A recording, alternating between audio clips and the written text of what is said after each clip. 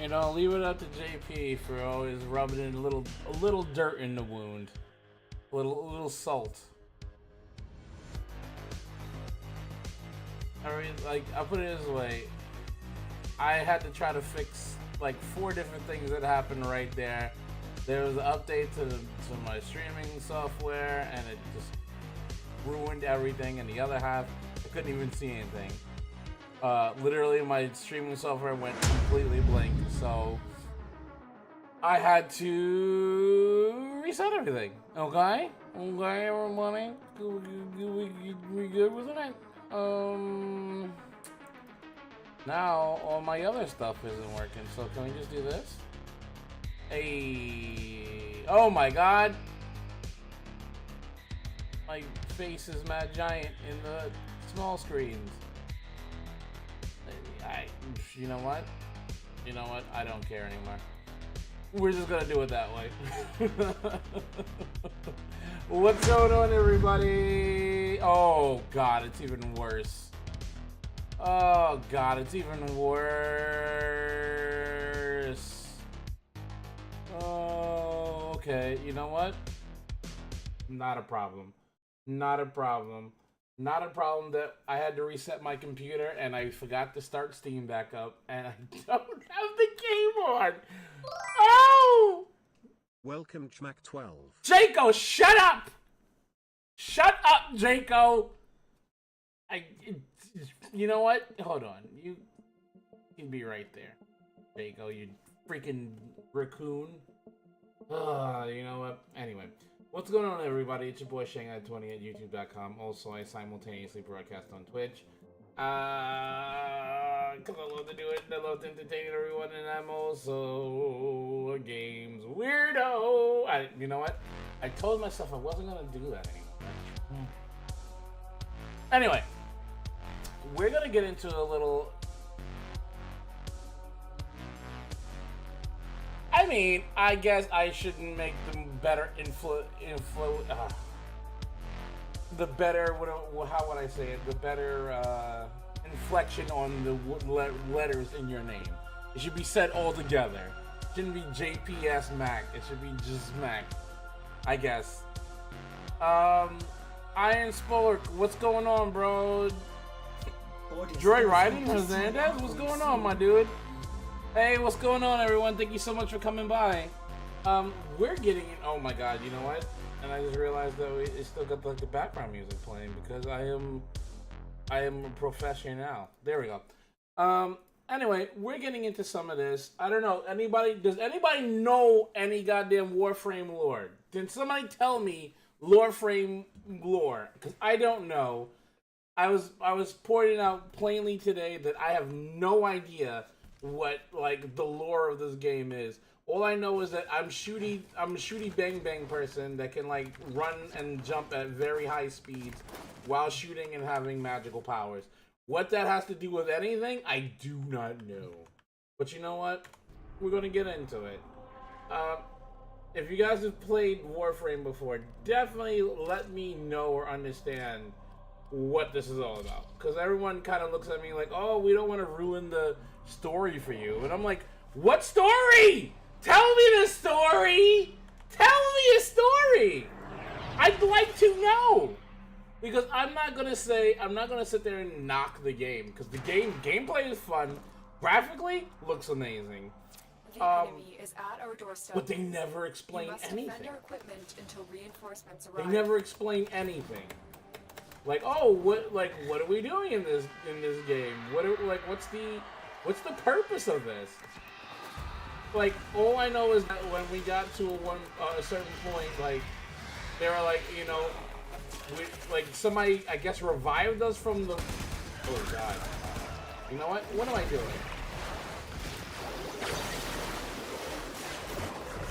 Let's just Ninja Turtle these dudes, right? Oh, God. Wait, are they upstairs? Oh, there's people upstairs. They're probably destroying what I'm supposed to protect, right? Oh, yeah! again, like my powers is, I'm pretty sure, I think I'm pretty strong in this game to the point where I don't really have to shoot people. They kind of just get shredded when they come next to me. I mean, honestly, I don't know if that means I did well enough in this game that like my farming and like what I've been doing has been good enough, or does that mean that we're still at low level? I'm still trying to figure all that out.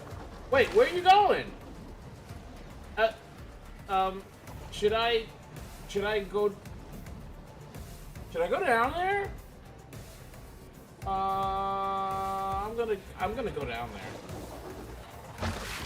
Hello! Ah!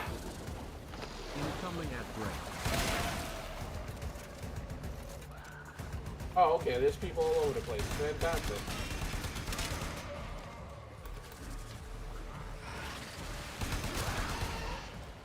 I don't know, what are these freaking things, man? Look at that! It's like a covenant! It's like the fucking covenants over here. How's everyone's day going? I hope everyone had a decent one. What is it, today is Wednesday? No, it's Tuesday, right? No, wait. Is it Tuesday or Wednesday?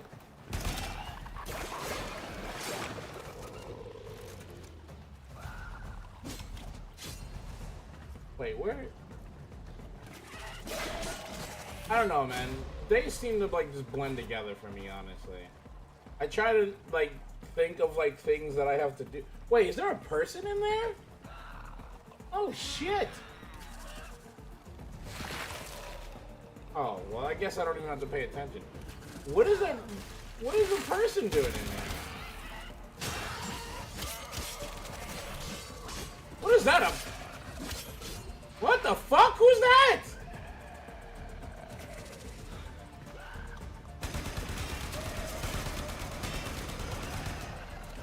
Oh, it's Utina! Jesus Christ!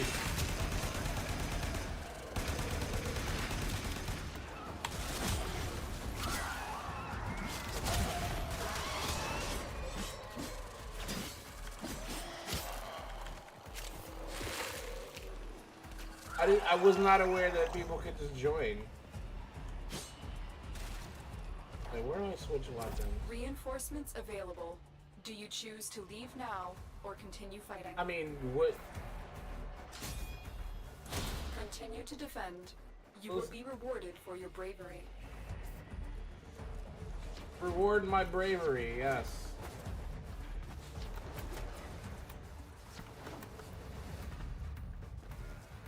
I mean, me and him are teaming up more and more in games. He's the one who actually kind of convinced me to play Warframe. I still don't really... Again, he was the one that brought up that I don't know anything about the lore. Oh! Like, the whatchamacallit is so good in this game, I'm not gonna lie. The momentum is so, like, good in this game in terms of, like, speed. You definitely feel like the movement speed in this game. Whether it's like on that surfboard I was doing or just like running around. Like if you like know what you're doing, or in my case just know how to press a lot of buttons, you can literally like just feel like you're like quicksilvering around. It's like, but actually, can we talk about that for a minute? I was watching this video where somebody was trying to break down Quicksilver's speed in that bullshit X-Men movie. And let me say something, and I've said this on plenty of occasions. Marvel does not give a fuck about its canon, its characters, or anything like that. They just don't care. If they can just fabricate some bullshit to make their character look cooler than they actually are, they're gonna do it. Period. Like, for me, like, Quicksilver isn't even a high-level speedster, for fuck's sake. He is fast. He's not Flash-level fast. And they were showing, like, this everyone knows that video of him, like, running and, like, saving everyone before the fire even gets to them and shit. Like, he can't do that shit. And not only that, but then when he's fighting, like, what was it, not Darkseid. What's his bullshit name in that movie? Apocalypse. Apocalypse literally beats him, and as he's moving in super motion, he can just seize him. And it's like no, he can't. He like it's either one thing, and you can't have both. He can't move with the speed of sound and light, and also get like seen and stopped by fucking Apocalypse. It's just not like it doesn't compute. But to make their characters cooler, they make them do things that they can't really do. Flash isn't even Flash fast. What do you know about Flash? Is probably the fastest speedster in fucking comics, I believe. I don't know anybody who's faster than him. They can't. What you call it can't even vibrate through is like a molecule. And that's actually the problem with the with Quicksilver. He can't move as fast as he can see, and he can't move. He can't run at that speed, where the Flash absolutely can.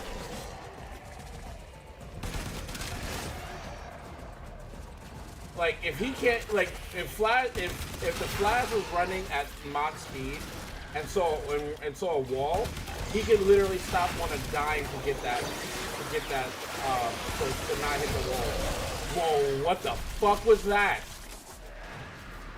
Where did that fucking thing come from?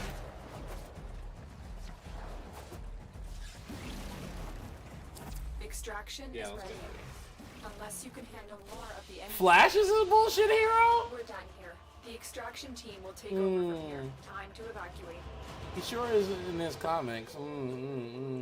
But he is less fast whenever the plot needs him to be. Well, and that's comics in general, you know? That's comics in general, and I agree with you on that. But in terms of like what I see, well, sure. If you wanna break it down into that kind of situation, sure. It doesn't make sense that that people can run fast or fucking do any of that stuff. It just doesn't make sense.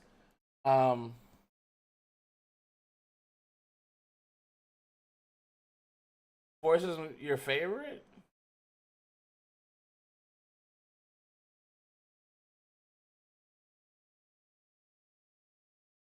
Wait, hold on. So he shouldn't be easily the strongest person in his multiverse. No, and if you feel that way, JP, I wouldn't disagree with you in terms of that, because yeah, there's inconsistencies and a lot of stuff. I think the only one that's not really as inconsistent as the rest is probably Batman. Like Batman has always been consistently a human being, so can only do heat sword. That looks cool. You're making waves, dreamers. I can feel it. What? Yo, I don't like that lady. She just comes in to say nonsense.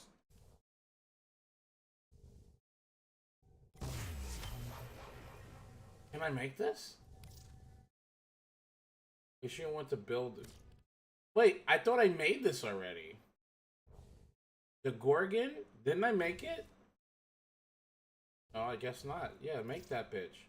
Are you sure we want to build the Gorgon? Should I not?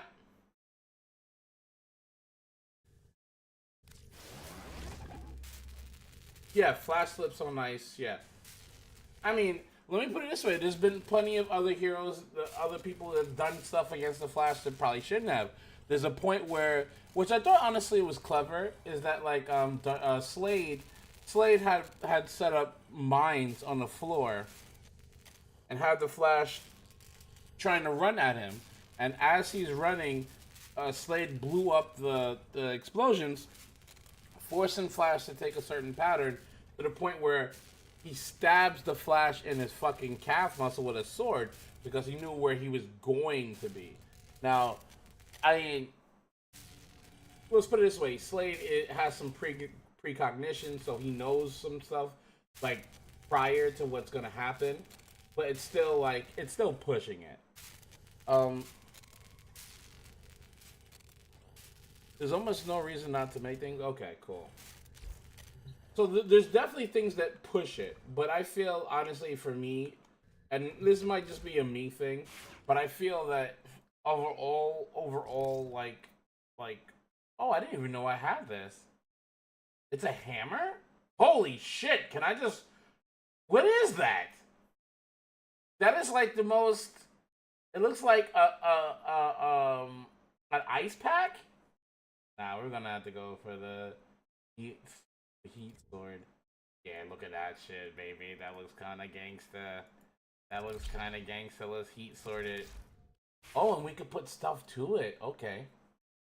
Melee prowess, 15% status chance.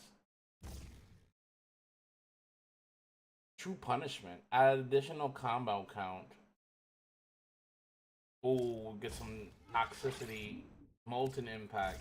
So can it? Do I have both of these active? Can it burn and poison at the same time? Shocking touch. Parry. Attack speed. And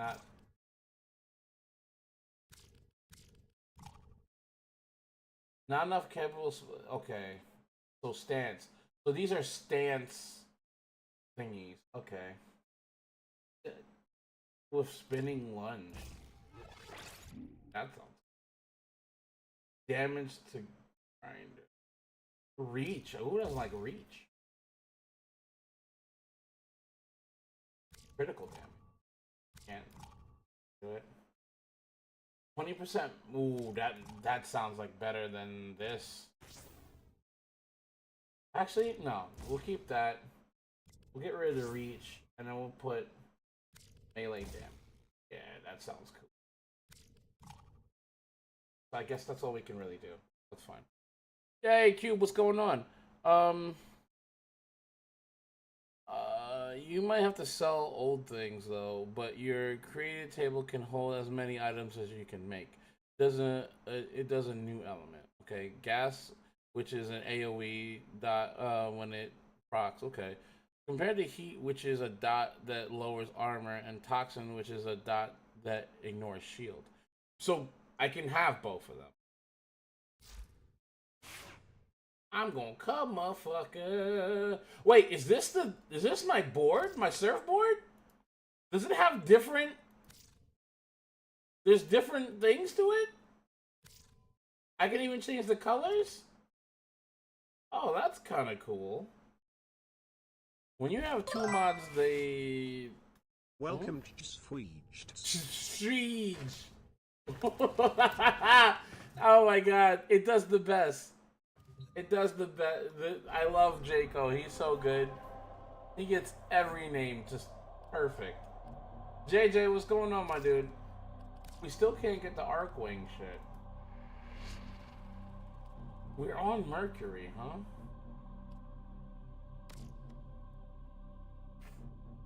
huh? It's so good at names. It's so much better than me at names. I'm so jealous that I wish I could be better at names.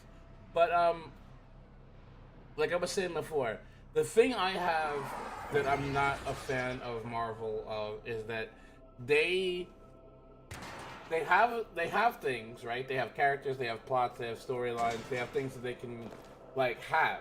But instead of actually like relying on their actual content, they feel like it's not good enough.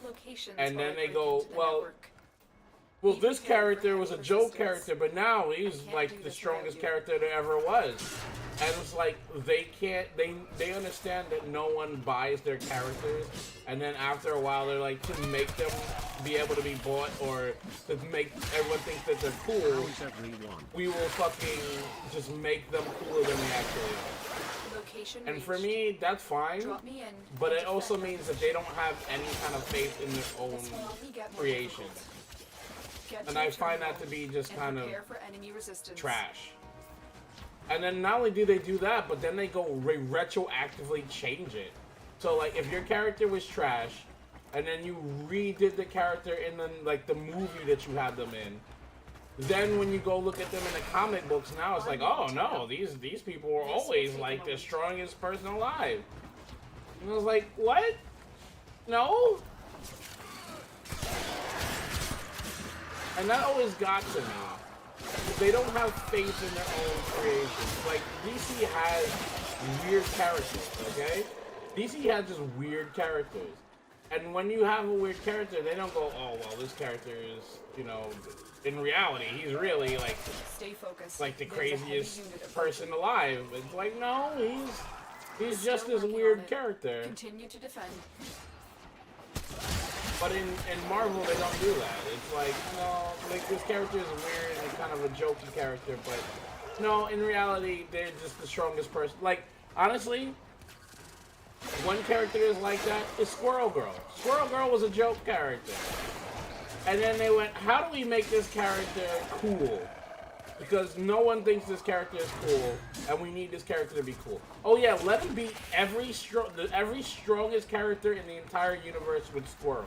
We are finished here. Like, that will make everyone think she's cool. She's literally a joke character that killed Galactus, that could be Galactus and Darkseid. No, not Darkseid. Doom. Oh god, I can't remember his name. What is it?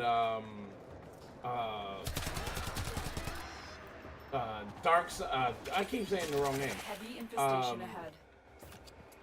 Doctor Doom and Galactus and Thanos. She beat all of these people with squirrels. And it's like, oh yeah, she's one of the strongest characters in the Marvel universe. She beat Galactus with a squirrel. It's like, that's like, okay, cool, bro. Like, doesn't that just diminish your goddamn ultra villains? That diminishes your ultra villains that a joke character with squirrels could beat them. So why do I even care about fucking Doctor Doom? He could be the sorcerer goddamn supreme, but he can be beaten by a squirrel. Why do I give a fuck? Ooh, God! I'm in, Tenno. This will take a moment. I feel like joke characters being broken isn't exclusive. No, it's not. It's not. But I would definitely say the ones I can name offhand are almost all.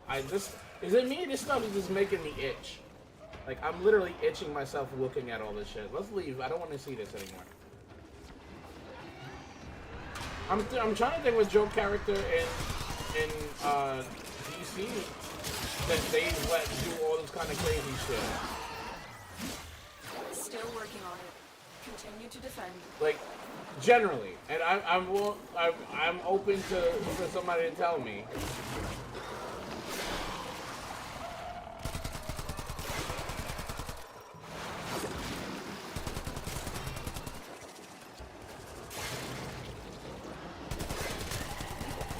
Like, most of the DC joke characters are jokes.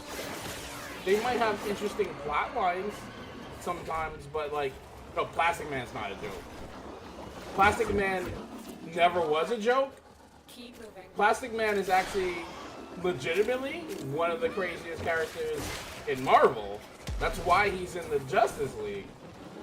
Like, shit, in the last couple of movies, they showed it even more how crazy he is.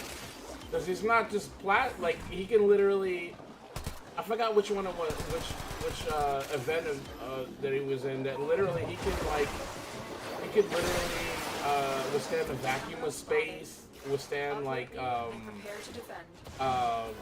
like, I forgot, it was all kinds of crazy shit. He's not a joke character. He's just a jokey character.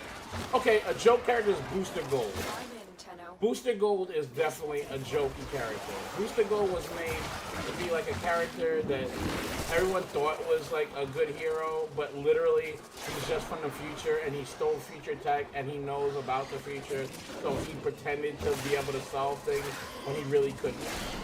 Like, that's a joke character. And he's never gone beyond that. He might have, like, what he might have done, and he has done that in certain ones, is redeemed his character arc. Like, he's a joke character, but people can deal with that. And he's learned to kind of be less of an asshole, but even still kind of a joke because what his character is. No. Maybe that's the definition, but I don't see that as what a joke character is. I see a joke character as a character that literally was meant not to be able to do anything and was there for either comic relief or just like a character that was just in the background, and that literally just like they had nothing really going for the character until they went, we need this character to be more, so we make them.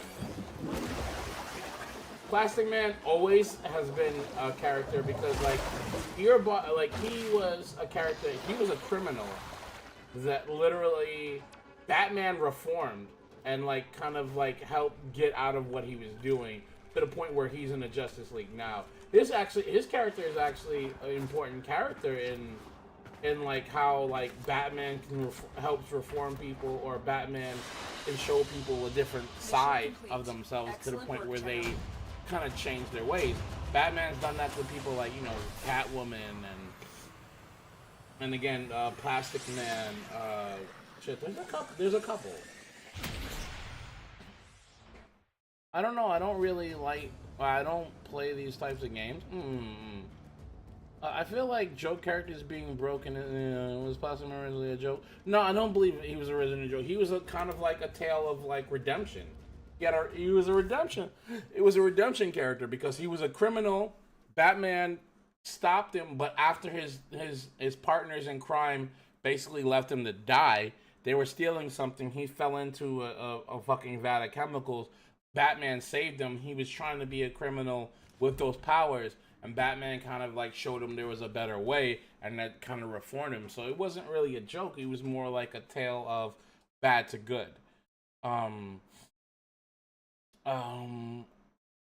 JJ, you don't play these kind of games at all? Look, I remember you were telling me a couple of things about it. I don't know its initial story. I do. Would Plastic Man have the lifespan of 1,000 years? He does have a long lifespan. Yeah, I agree with you. Because Plastic Man sounds like something that was thrown in as a joke. Nah. Wasn't he one of the Kite Man's goons? Then he fell into some goop or something. Yeah, he was. You're talking about the 1940s. Yeah, I am. It is always a vat of stuff. Back then, you could just go to a chemical plant and they just have a large vat of dangerous chemicals that are wide open for anyone to spit a loogie, fucking throw away something, or fall in to become a supervillain. But yeah, no. I'm like Kite Man. Kite Man would be a better example of a joke character in the DC universe. And Kite Man never did anything other than be Kite Man and like be a joke character. Well, come on, you know you gotta work there. It's not just about what you call it. Jaco. Welcome NV_rebels. Jaco, do not freaking welcome the goddamn bots in my chat, Jaco. I taught you better than that, Jaco. That's a bad man, Jaco. He's a bad man. Don't listen to him. You're not welcome here, bot man.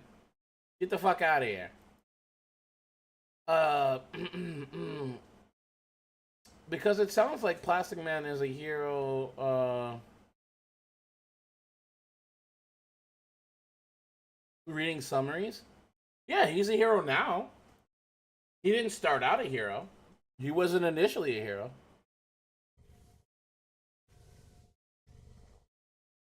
I mean, there's a lot of people in the DC universe with powers.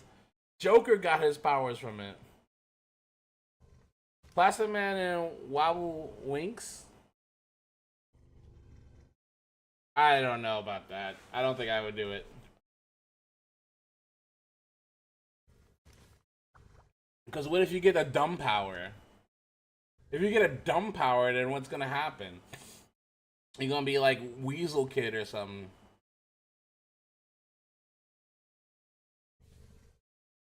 Okay.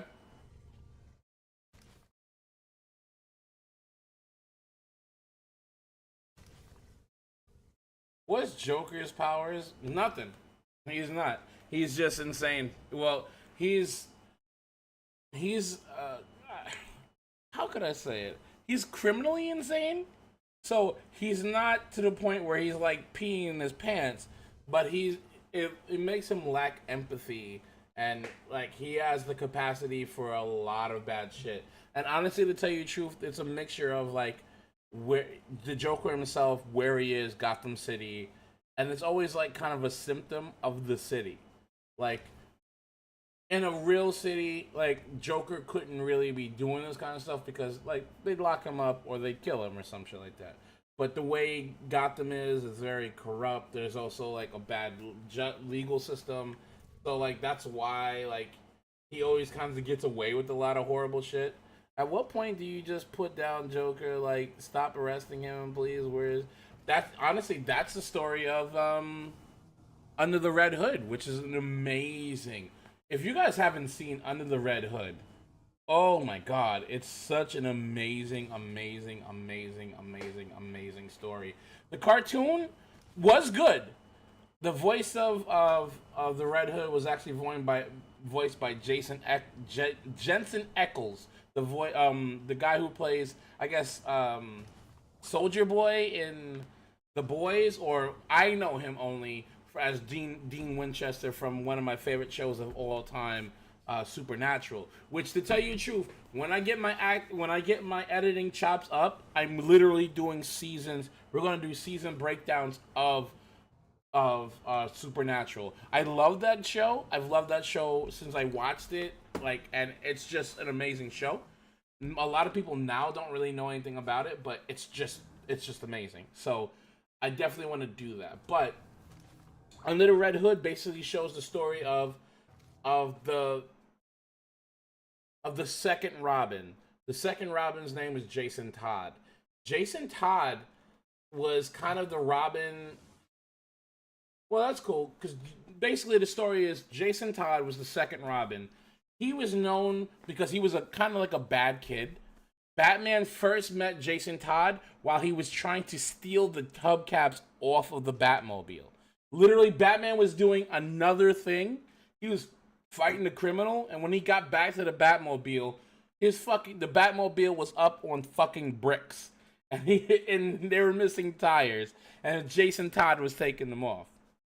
So as he took interest in him from doing that, and he realized that Jason was a kid at the brink, a kid that could either be a good kid or it could be a really bad kid or turn into a really bad guy. So he took it upon himself. He's like, this kid has potential, and if I guide that potential, he could be a force for good instead of evil. So he trained him to be the next Robin. And he was a good Robin. But he was also, he had violent tendencies. He would tend to try to fuck people up harder. Yeah, well, I mean, he felt that if he didn't do anything, Batman eventually would have to do something about him. Because at a certain point, he probably would move on to, worse crimes and stuff like that. So he wanted to help him. So, at a certain point, this is the crazy thing about this whole story, and you can look this up. Well, there's been 4 Robins, but what was crazy is you find out that Robin, the Jason Todd's mother, is kind of a drug addict, and kind of it's kind of weird. But basically, he tricked Robin's mom to lure him to a warehouse, and basically Joker beat the fuck out of Jason Todd with I think it was either a tire iron or a crowbar. Beat him to an inch of his life, brutally beat him, and then tied him to a chair with his mother, and then set the entire building that they were on to a timer to explode. And it's actually one of the most interesting things about the character. Literally, in the comic books, when that happened in the 80s, no one liked Jason Todd. Wonderful. If you want to put it that way, fine. Literally, no one liked Jason Todd as Robin. I don't know why. I've read some of those comics from at that point, and I thought he was a pretty decent Robin, but no one liked him as Robin. So they had a vote, literally a vote in the comic books, And whoever voted enough, either he died from that or Batman saved him. And they voted to let him die, chat. They literally voted to let him die. He died. He dies. It's one of the most epic covers of any Batman story. No, he doesn't run into Red Hood then, but he literally dies. They literally kill him. So, I'll get to the Red Hood part. Yeah, well, what happens is really interesting. Because after he dies, you know, there's a big mourning period, they bury him, and everything happens, and they move on. Because after Jason Todd, the next Robin is called Tim Drake. And Tim Drake was a whole nother story, different than every other Robin. But basically... Incoming ad break. You know what? I'll wait until the ad break is over, and I'll talk about the rest afterwards. But the story gets crazier after that, honestly. If somebody could just let me know when the commercials end, and I'll go back to talking about it.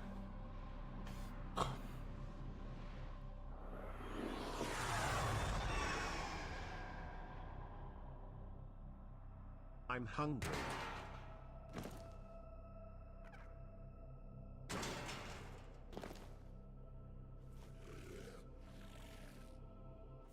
There is a prisoner here that is vital to our operations. Search for the holding location.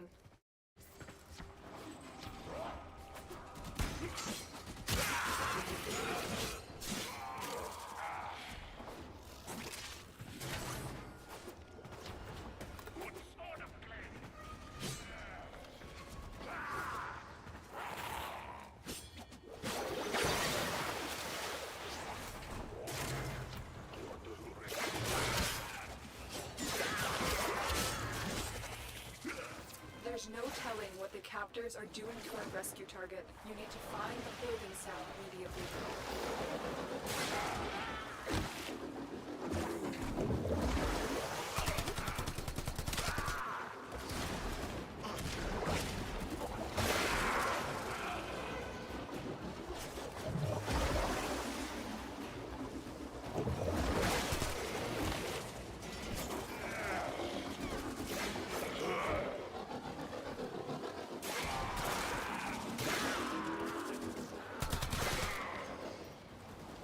Wait, saying I built myself an airship in the server? Are you serious? Stay focused. There's a heavy unit approaching.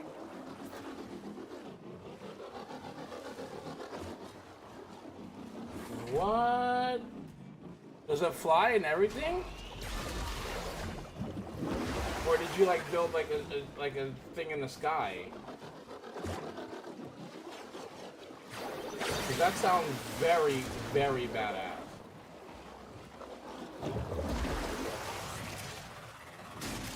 I'm also very happy that you're enjoying yourself in that.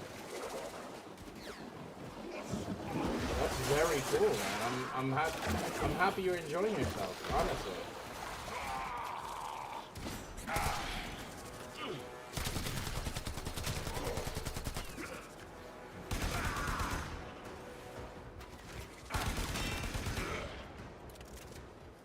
Wait, where is this person? Well, yeah, back to what I was saying, like, the really interesting part was this, and this is why it got into, like, the Joker stuff and all that. What happened is, like, life moved on, everything happened, like, you know, whatever. And at a certain point, and you learn this out later on, one of Batman's greatest villains was named Ra's al Ghul. Still named Ra's al Ghul. He's one of the most dangerous regular people in the entire DC universe.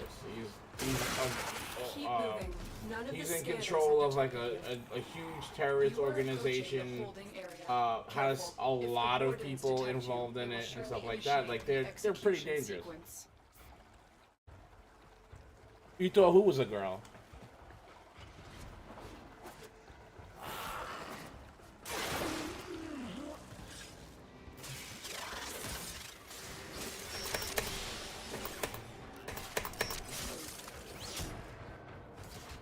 Here are the holding cells. Search each one for the hostage. No, Ra's al Ghul is a guy. Thank the stars, not a minute too soon. But no, like, so Hostage. Escort the basically prisoner Ra's to al the Ghul extraction point, and kind I'll of take care wanted the rest. to kind of basically help, well, not help Batman, but to kind of apologize to Batman to, like, for all the things that's happened, because they a lot of things has happened between those two characters. And the thing about Ra's al Ghul that makes him even crazier is that he has control of things called Lazarus Pit. And basically Lazarus Pit can bring people back from the dead after they die. Well, that's pretty obvious, after they died. But basically, whoa, shit! Oh, yo, she is hurt. She's gonna die. I can't go on. Oh, nice. At least we can bring her back.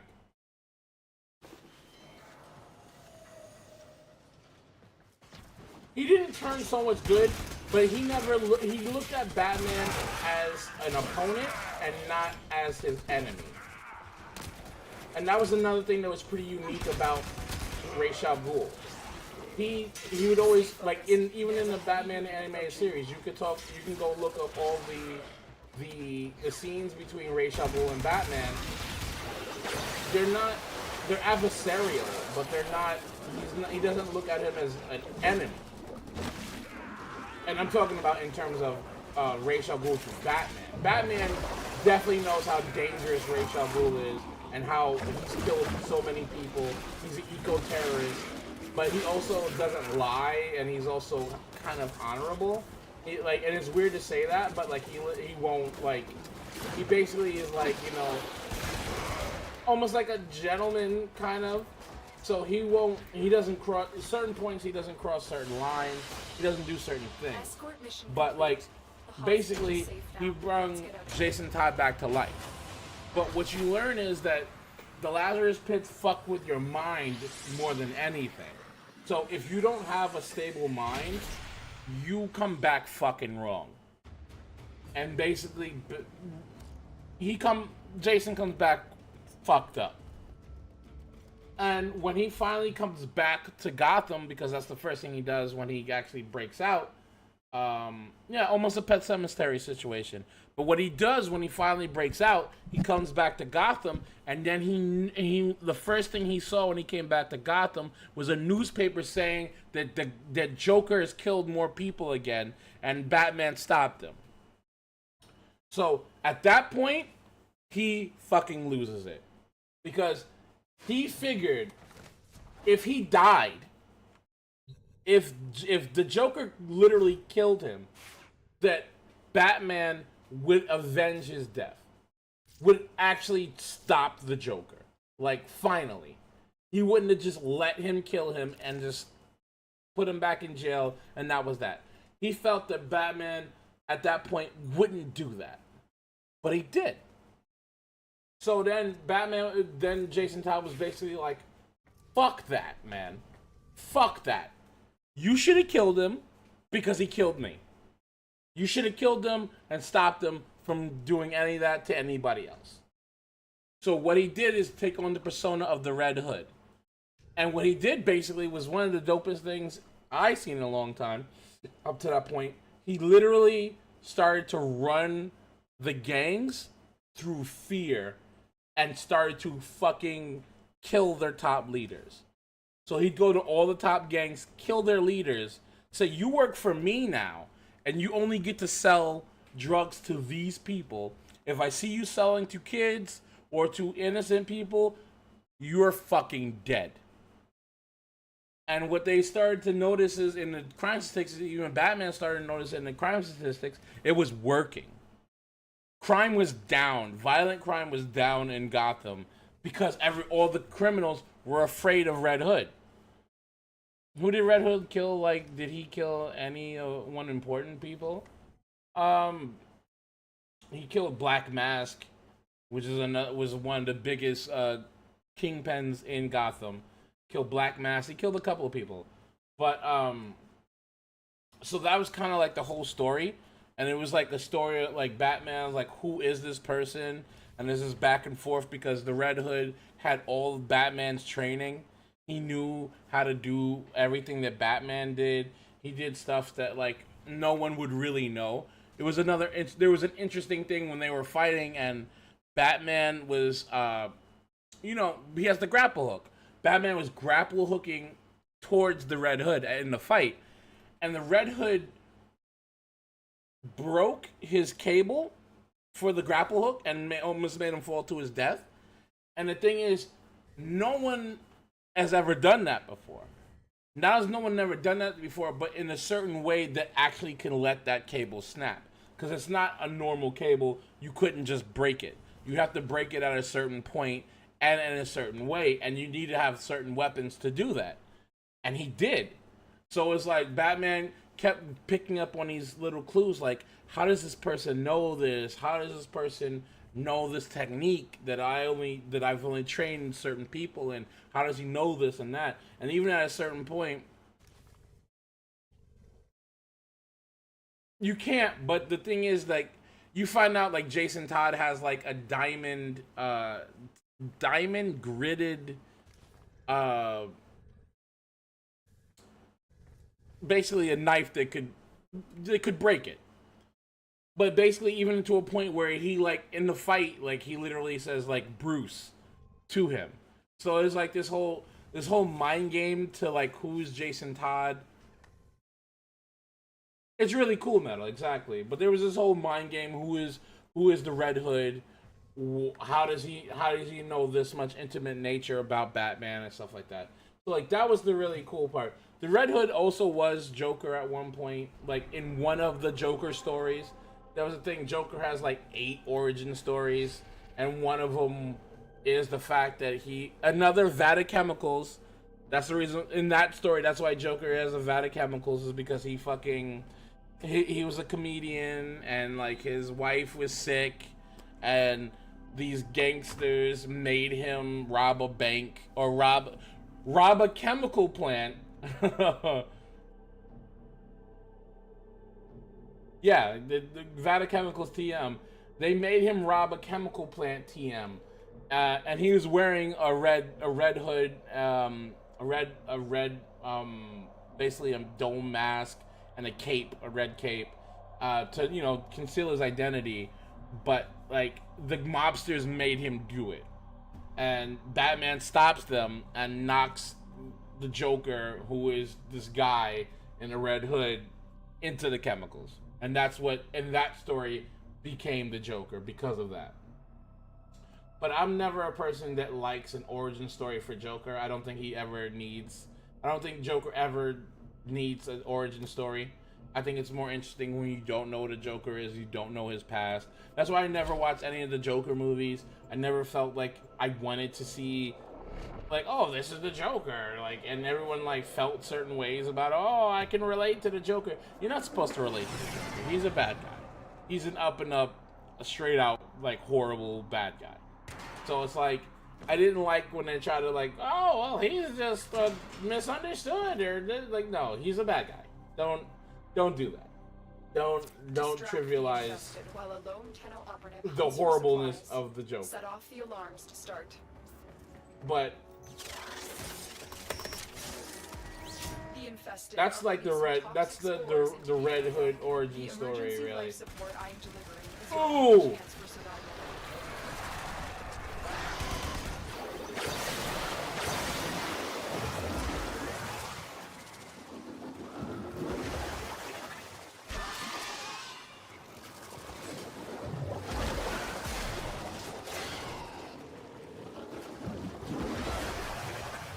But yeah, that's the thing, like, again, for me personally, oh god, that's the thing for me personally, I find that DC tells stories that people either, oh! Dropped by fallen Ew! enemies.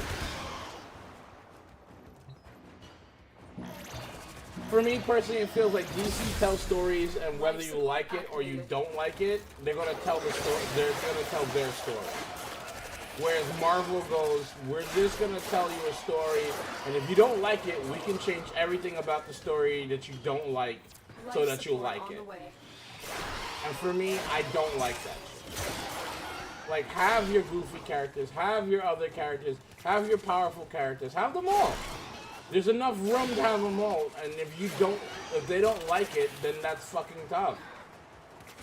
But that's not how they do things. I think a good example of that is fucking Guardians of the Galaxy. Though they struck it really well with that one.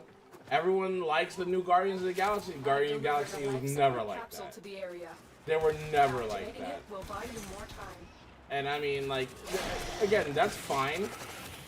Because, you know, if they weren't like, no one would know who they are now if they didn't do what they did. Like, literally, there'd be another nobody team in Marvel. Because in reality, like, Star-Lord isn't like that. Life support has been replenished. The psychopath murder is very relatable, actually. I mean, nowadays, sure. You can't relate to a psychopath murderer. But, Iron Man was actually, a drunk. What would you call it again? Alcoholic? A severe alcoholic?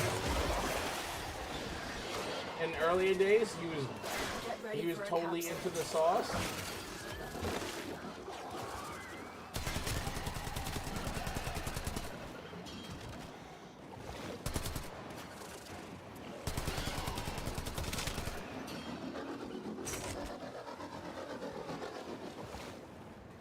Where do we bring this?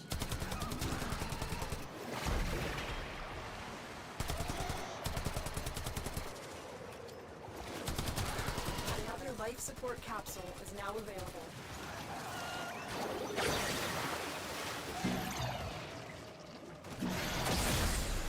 Life support has been replenished. I mean, Iron Man, again, that's another character that I don't really like that much. His tech is cool, of course.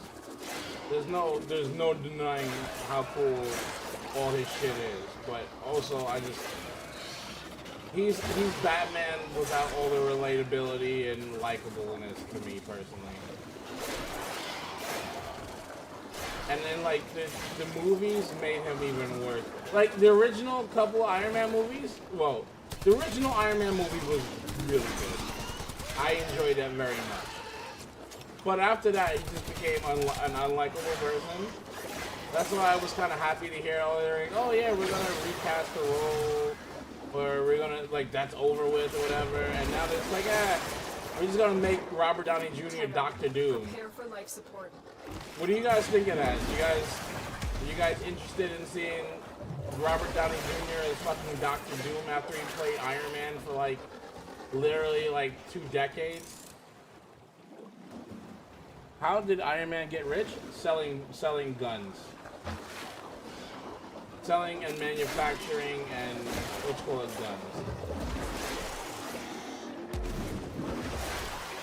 I've delivered another life support capsule. Yeah? You don't think, why not give somebody else a try? Like, I find it just kind of lazy in my opinion. In my opinion, like, go fucking get another actor.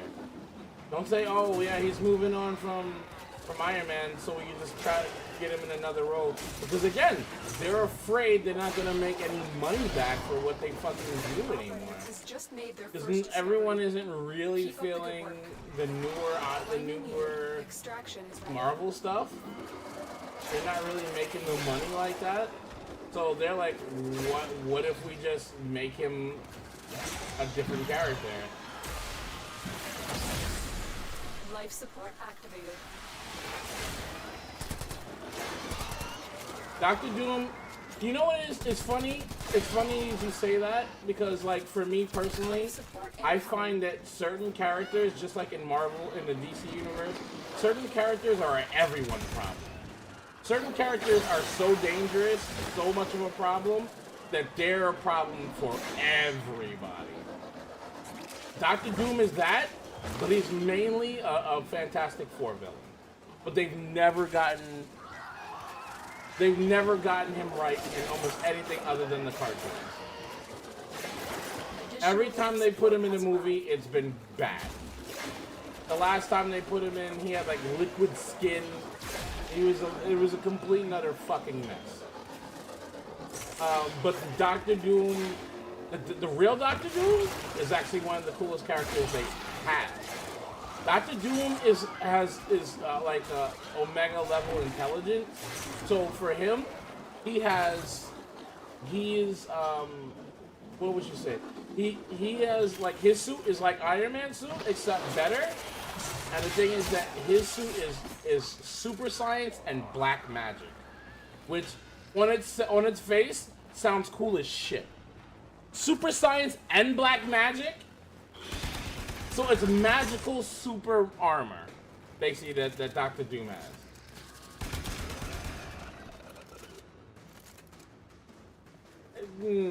No. Doctor Doom is also a narcissist and doesn't believe anybody else should like rule the world but him, and he only feels that he's like the rightful ruler of the world. And I mean, hey, you gotta have goals. Mission complete. But actually, to tell you the truth, hold on 1 second.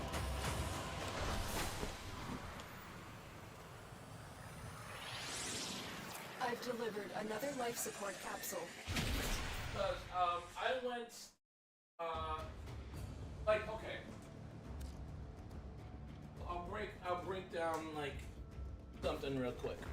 I went to go see the Superman movie, right? Like a couple of weeks ago, maybe 2 weeks ago, in Manhattan.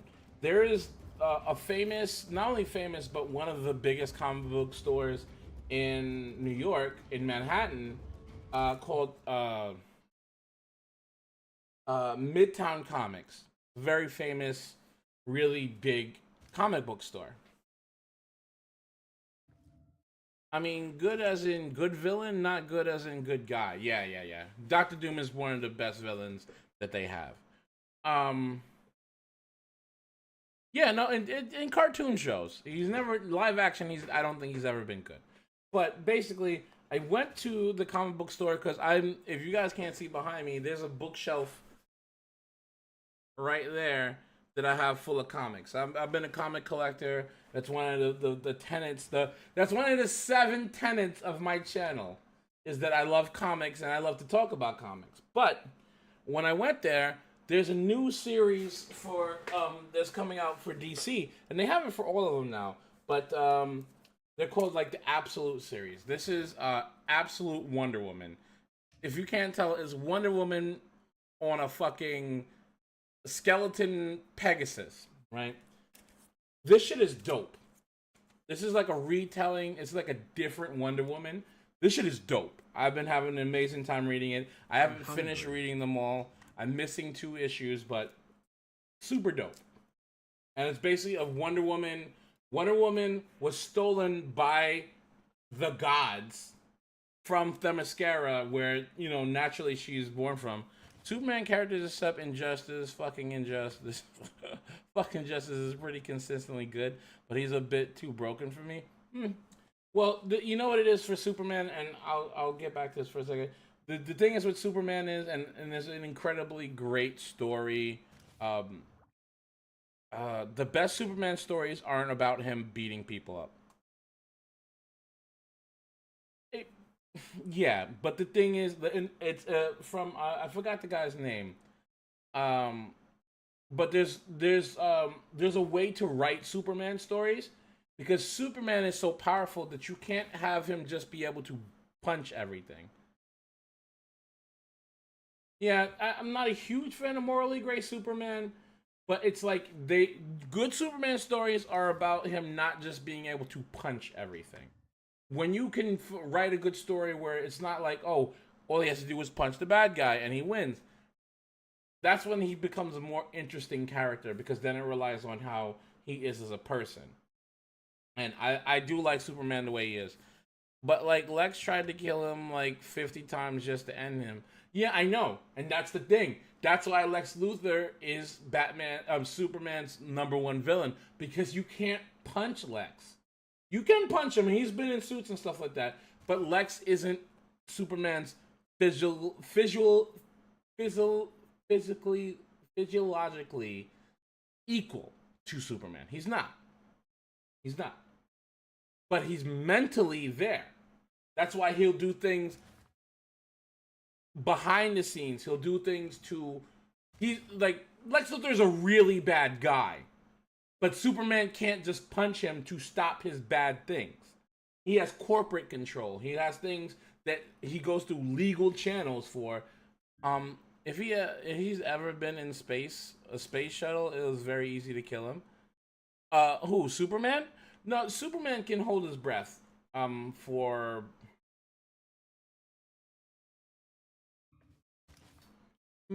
maybe a couple of weeks in space. At one point, they show him sitting in the sun, and there's no air in the sun. Yeah, you could kill Lex that way. He's a regular person, but like that's the thing. Accidents do happen all in space. But just to go back, I want to talk about this because I wanted to bring up something else. But I went to I went to Midtown Comics. I picked up some copies of Ultimate Absolute Wonder Woman, and then I came to my local stop to pick up some more. But basically, this Wonder Woman was taken from Themyscira. If you don't know, Themyscira is basically Amazons. Is a whole island full of Amazons. No men can go there. They're all super powerful. They're all warrior women, and it's invisible to the outside world, so no one goes there. She is basically the first child that was born on Themyscira, which later on you find out whatever. But basically, she's the queen. She's the princess of the Amazons, and that's how her story kind of always is. In Absolute Wonder Woman, she gets stolen from the Amazon island. Oh no, the tear popped and the car crashed and he died. Yeah, it's true enough. There's easy ways to kill him. But basically, stolen by the gods, put in hell. Literally hell. They stole Wonder Woman from the island of Themyscira and gave him to a witch they had confined in hell. So Wonder Woman is grown up in hell. So this Wonder Woman, let me just show you a cover, like 2 covers. This fucking sick. Like, yeah, okay. So like, this Wonder Woman literally has like a giant fuck ass sword, and like is basically uses magic. So it's like Wonder Woman times like 1,000. She's like, it's such a good story to read. I'm loving Absolute Wonder Woman, and they also have like Absolute Batman, which honestly, the Absolute Batman looks like an absolute fucking unit. Like, Absolute Batman is like ridiculously like cock diesel, and they keep introducing like absolute characters. Like, do yourself a favor, chat. Go look up Absolute Bane. Do yourself a favor and look up Absolute Bane, and like, Jesus Christ. Do you see this? This dude is trying to strangle Batman with a fucking garrote wire. Look at that shit. Bro. Look at his fucking face.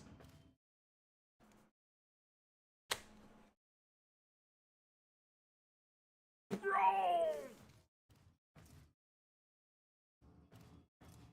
He shoved his fucking horns into this dude's eye sockets.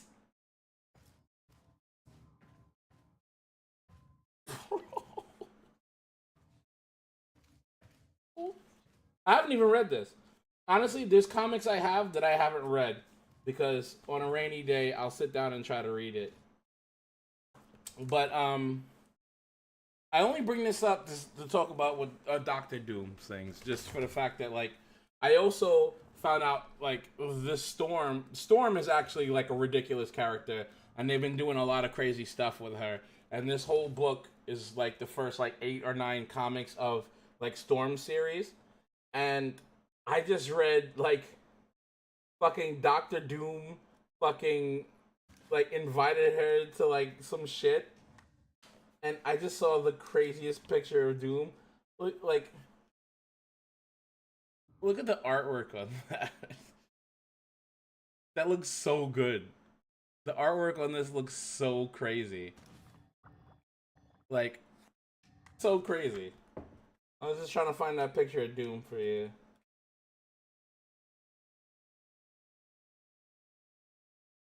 Because now Doctor Doom is like the Sorcerer Supreme. Like how... oh my god. Ooh. Look at fucking Storm. God damn. Bro.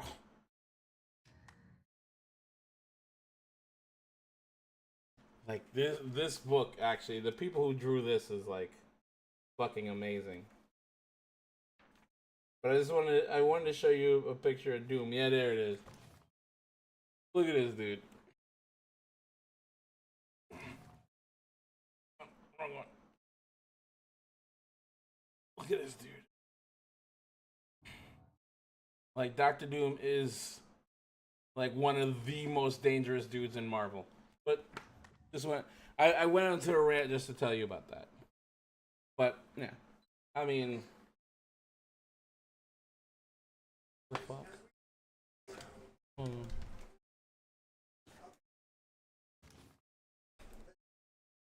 Actually, hold on one second.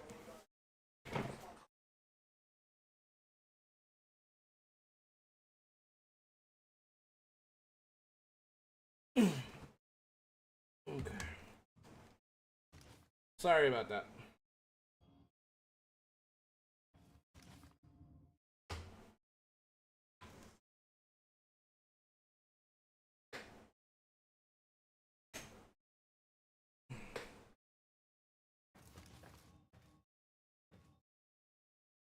So, Untina, if you're watching, where do I find lore? Like in this game, where do they talk about what's going on? If you say there's story in it, and where do I find this? Mars, Jupiter, and Sedan.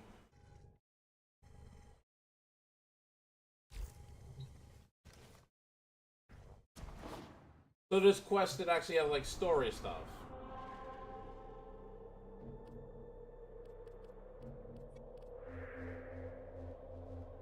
So they said we need to get Mars to get the parts to this.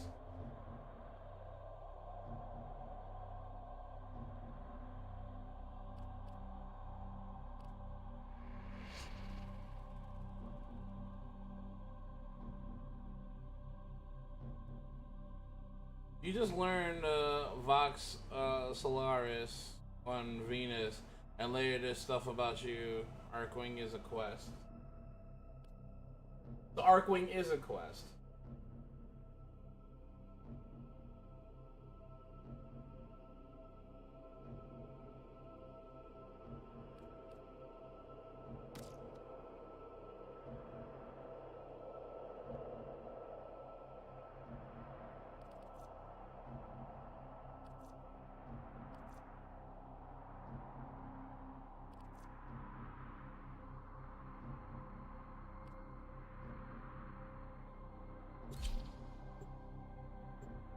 You think I already started it? Okay. Well, this looks different.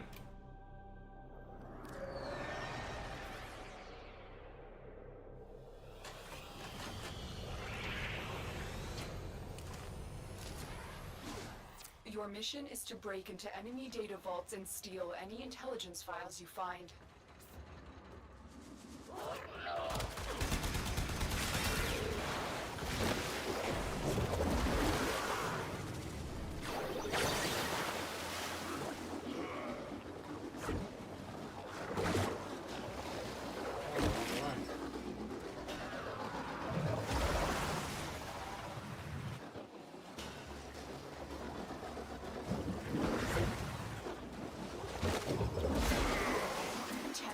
Be on the lookout for increased security measures.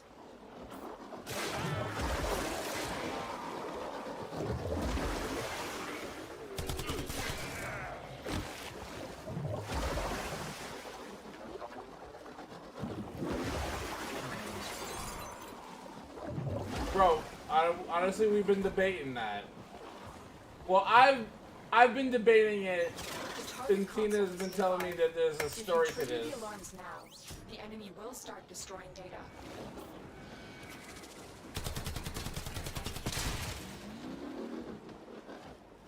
I can't really tell you what the lore is in this game.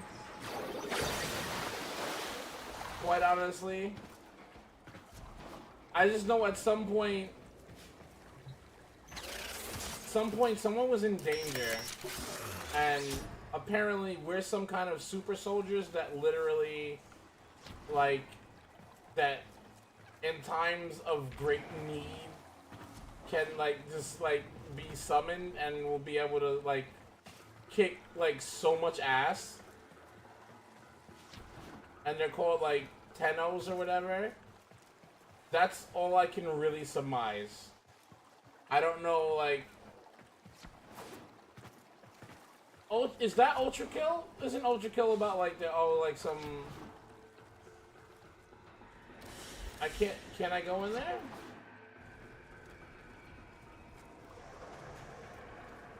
How do we get down there?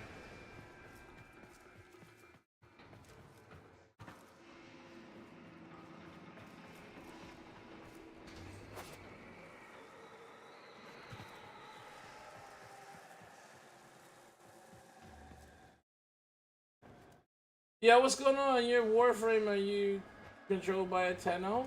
That's what I'm... Bro, I've been asking these questions, my friend. This whole time, I don't know. And then somebody told me you're actually like a person inside this thing? Inside like a robot body or something?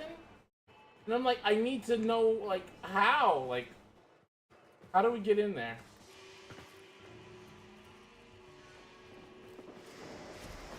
I've been asking anybody who wants to come in chat to tell me some more fragments.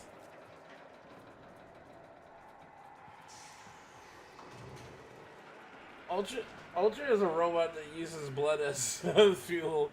They shouldn't be saying anything. It's true enough. But like, I mean, honestly, the gameplay is very good. Alarms have been triggered. You need to retrieve that data before the data destruction Shit. is complete. Hope everyone enjoys it Stay here. focused. Please There's follow a the heavy stream. unit approaching. Keep moving. Yes, None of the please follow the scanners stream. have detected you. You got it. The data is still intact.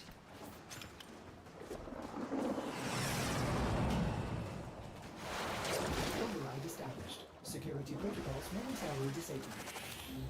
It'd be very cool Successfully if you hacked. did. The You location definitely is don't returned have to if you normal don't security want to. levels. But liking, following the channel would actually be amazing. Slowly but surely, we're hitting that magic number of 700 followers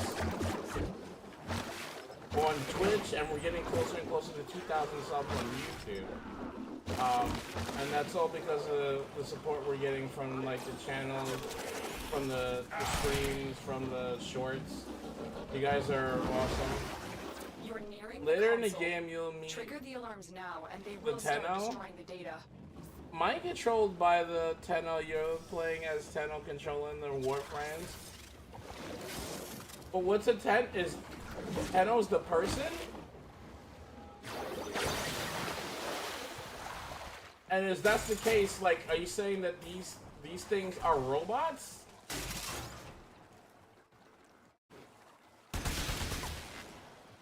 acid trap.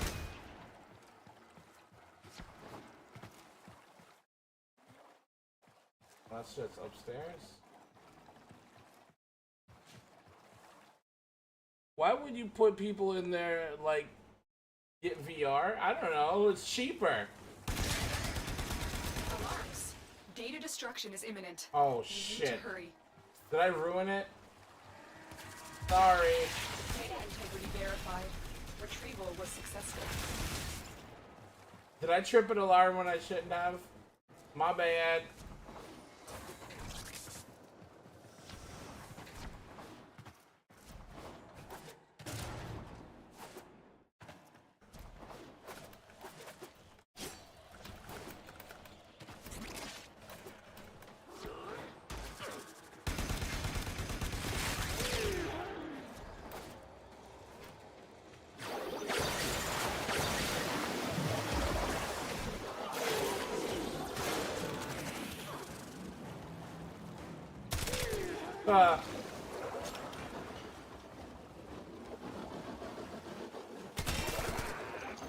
I'm not gonna lie, I do like this Warframe though. You literally get a skateboard or a surfboard, and your other power is just like these like water things around you, and it just rips people apart. I forgot how to grind. How do I grind again?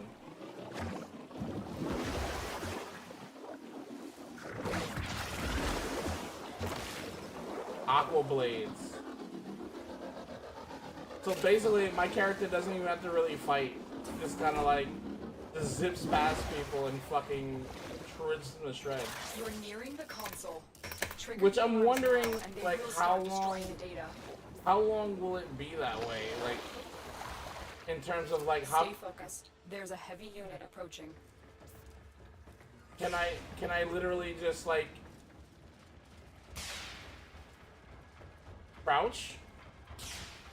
Okay, hold on.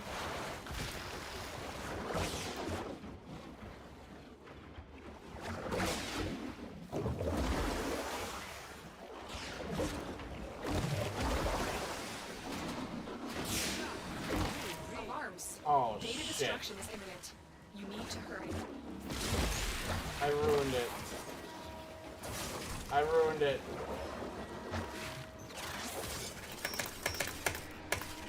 Skill issue.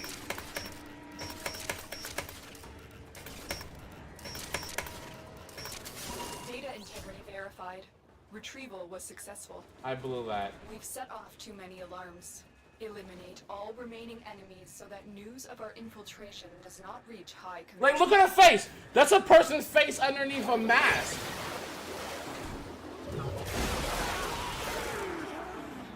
Everyone dies. That's what the faceless lady said. Not my fault. Not my fault. Faceless lady said everyone must go. Thank the faceless lady for everyone's death.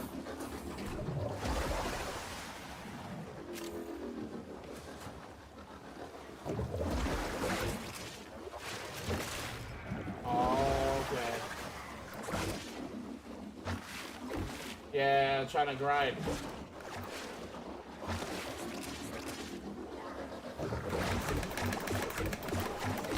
Ah!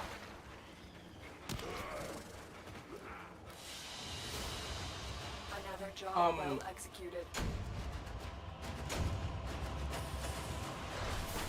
Is true form of the Tenno a human child with the ability to control the void?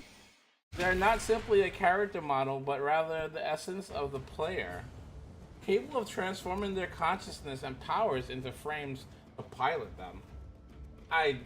That sounds really interesting, but nothing about what this game has played up to this point has like told me any of that.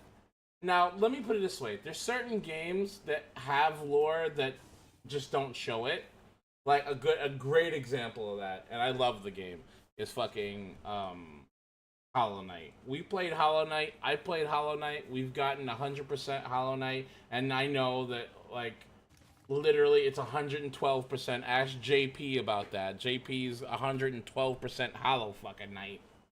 I thought, hey, fucking 100%. I 100% the game. That's pretty damn good.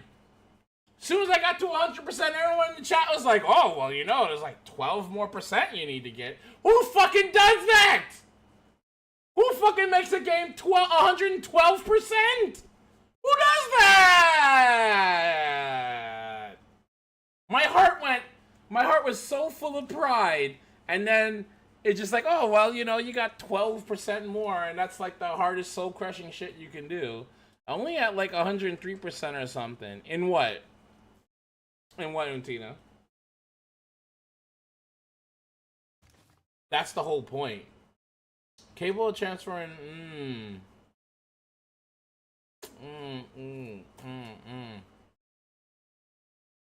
Oh, Hollow Knight, okay. Jesus fucking crubs, lady. Guy.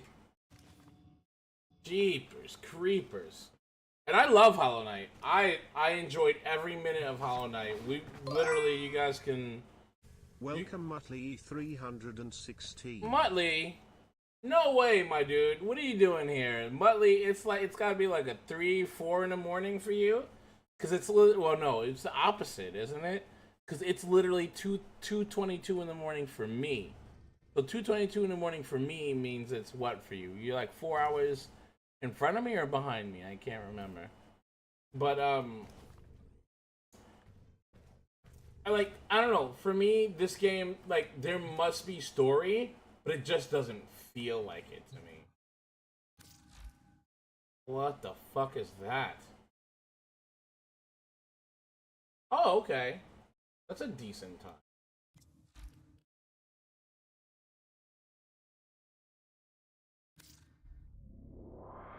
Whoa. Look at that. Do I get wings? That looks pretty cool. Oh, this is my progress. Extract system blueprint. So where do I have to go for that? It looks like it's checked all the way up to extract system blueprint. You're 5 into the future!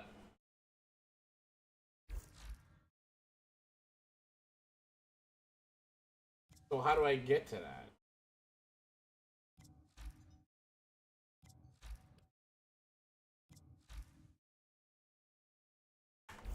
Okay. And again, like, this game graphically looks freaking amazing. For a game that's been out for a while, this game looks absolutely crazy good. Soldier Gamer, what? I highly recommend to just take it slowly. If you push through the main quest, the story, you will get confused. Well, I'm already quite confused already, really. With the beginning of the game just being some lady unstones you, and then you go about killing some asshole. Welcome, Hippopotamus _. Hippopotamus? My dude! Are you kidding me? Yo, clapped it up for Hippopotamus. One of the dopest names I've heard on this chat. Oh my god, look, even she did it for you. Even my freaking Warframe did it to you. The Hippopotamus. Yo, my man, how's everything going? Love that fucking name. Wait until they update the game and it gets 7 gigs smaller and looks better. How, truthfully, how long did it take you to come up with that name? Or did you like brainstorm that shit? That's fucking dope. Wait, that's right. I remember Untina saying that the guy who makes this game literally goes back and tries to retroactively clean it up or make it better or more optimized or something like that, right? It already looks tremendous. Like, oh god. Why is Untina's ship just like kind of staring at me in the blackness of space? And that it does not make me feel comfortable. My imagine My image was Hippo on Discord, and then I came naturally. It was better than what I used to be.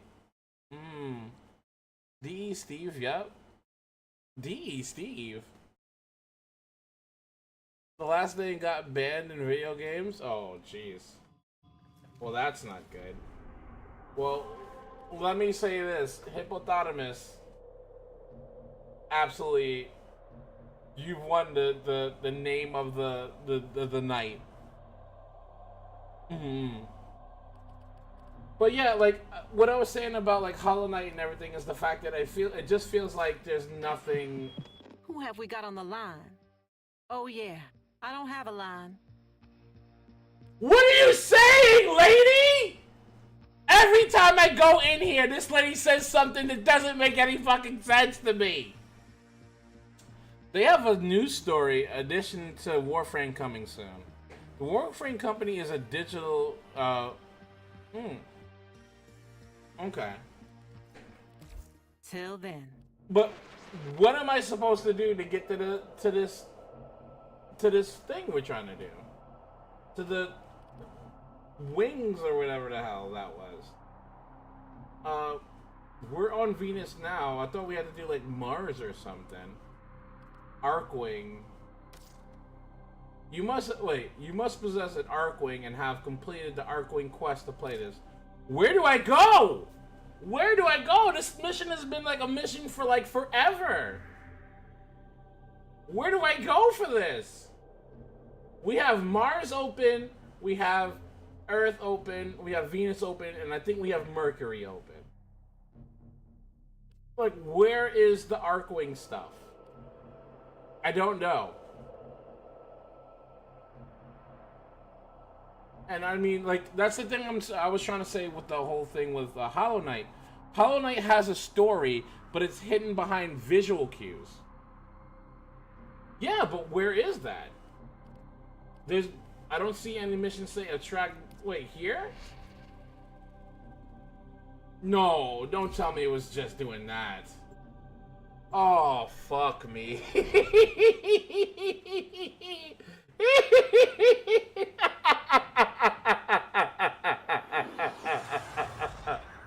I didn't know that shit.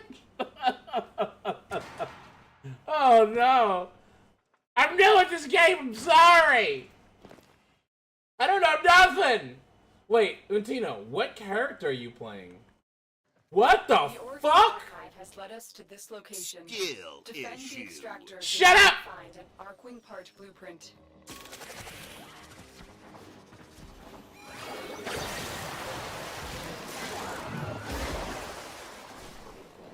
Shut up! It's not my fault I don't know things!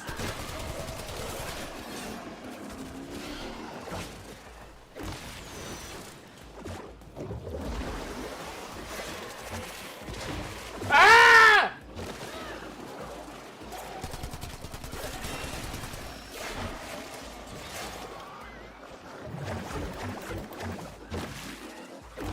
Oh, I didn't stick the landing.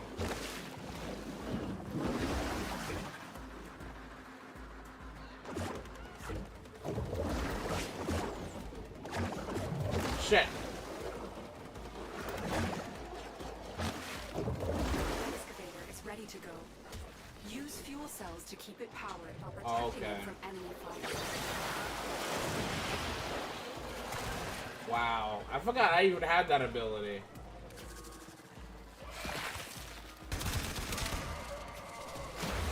Damn, son!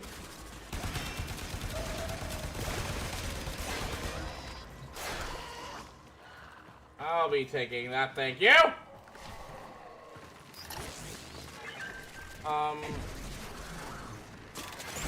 Ah! What the fuck is going on? What the fuck is going on? What's going on?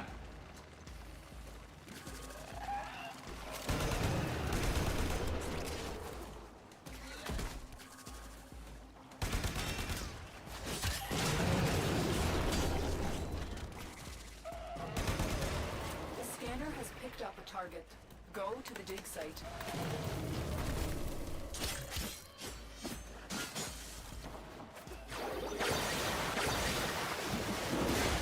The fuck is that?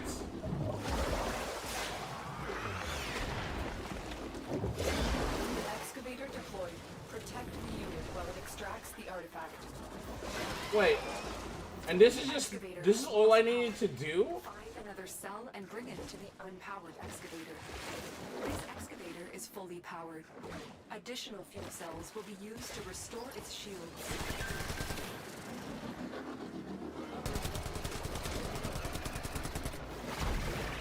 Oh, I didn't realize I could use my powers while doing this. Keep fighting and excavating when you need it. Motley, what do you have planned for today? What's the plan? This excavator Is it? It's Friday for you, so you chilling? You got work? You got school? its shields.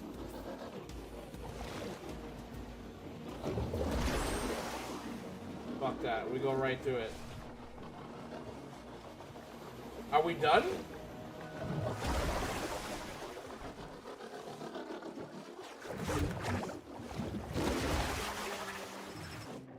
Oh, I'm trying to grind. I want to try to grind. Let's see. Oh. I had to have Untina basically teach me the game from the ground up when it wasn't much of a tutorial.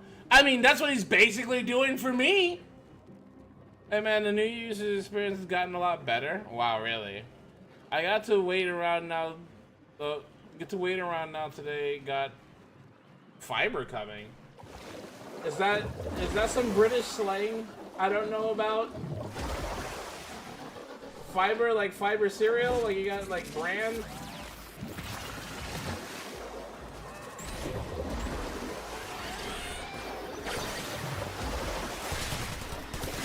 What the fuck is that? That's some Call of Cthulhu shit right there. I still love just bum rushing through people with the fucking thing. Oh, that's some SS tricky shit right there.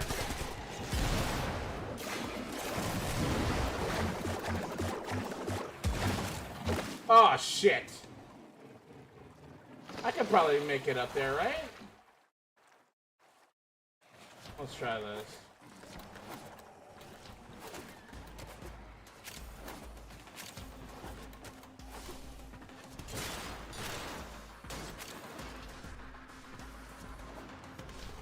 Ventina's probably like waiting for me over there already.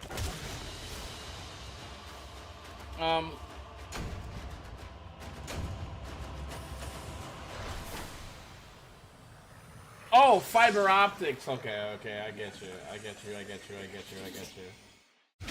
The game is just another giant spreadsheet of math. Oh my god. Well, I'll put it this way. I haven't known Untina for a very long time. But from what I can tell from the man, he's very smart. And I can't imagine that it's not like a giant spreadsheet to him. I mean, making characters for Pathfinder, he's like freaking insane with. So, I mean, I don't doubt that for a second. For me, on the other hand, I'm a smart person, but a lot of things eludes me when it comes to certain things. So, like, wait.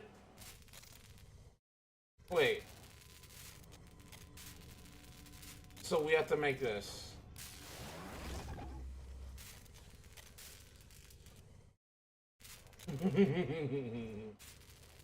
All you gotta learn is your copy. Long ass day in work. Oh boy. Not bad. You know, I don't really want to say where I work, but I work in. I don't want to say what the company I work for, but I was working in the middle of Manhattan today. I usually work in Manhattan or Brooklyn or Queens, and I mean, the amount of people that I see on a daily basis is freaking crazy. First, shut up, Chaco. No one cares if you're tired. But it's my job is at one point very easy, and at one point kind of difficult. You know, I have to stand for 8 hours, which isn't very easy. Oh, don't encourage him, Untina. Don't encourage that raccoon. Bow wow, bow wow, bow wow, bow wow. Oh, so this one. A minute. The operator has all the necessary blueprints to craft an arc wing, so what are you waiting for? That didn't sound right. That didn't sound like how he should be talking. Does it? But, my day isn't bad.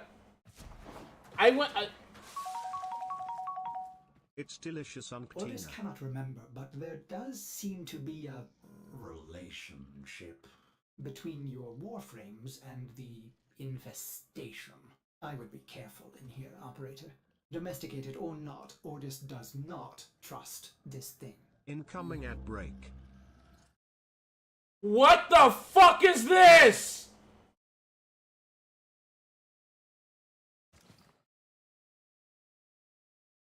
Is that a pussy on the wall?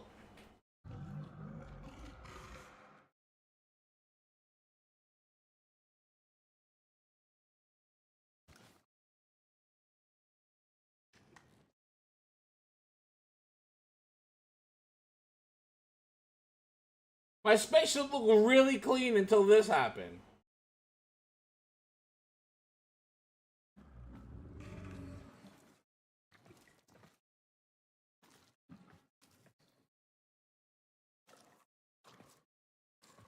Sit in a chair?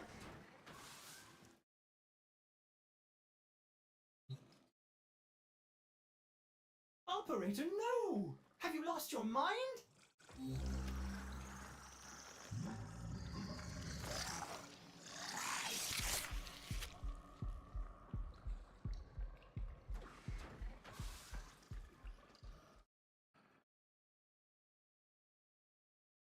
What did you make me do?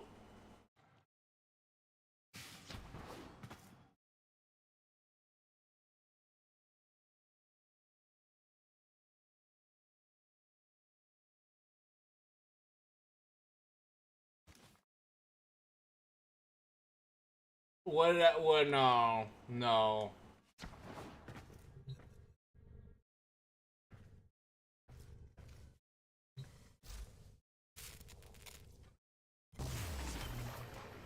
Congratulations, you've crafted an arc wing. Now I must commence calibration. So much to do. By my calculations, this process will take 372 hours. Oh, that does seem like a long time. Tenno, this is an urgent mission. A Corpus scout ship with information about the location of the Grineer Baelor Fomorians has been located. Raid this ship for intel. We need to know everything they do. The fuck? Do I have to like equip it or something?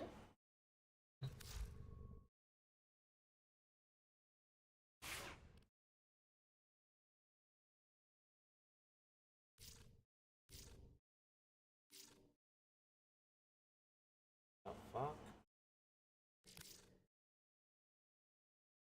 The fuck?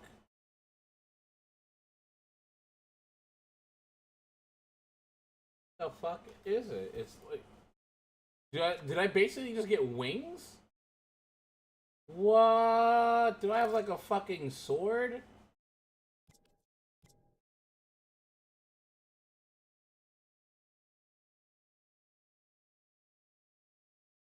In the gear wheel?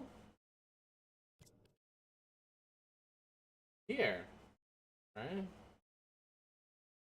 Damn, does it come with a crazy ass Buster sword?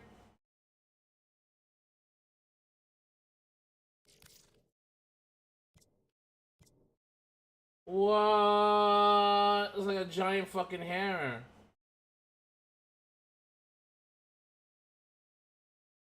No, the game master canceled it.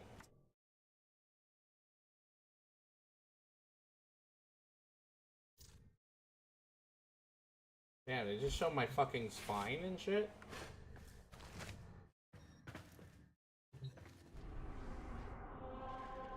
I wish I would have known I could just press this thing up top and it goes to the mission.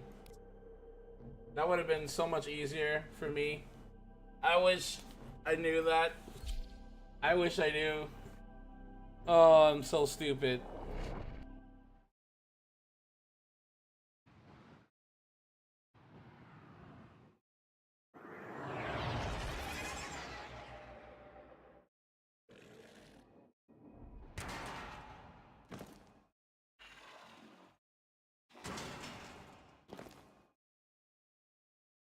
Damn, son.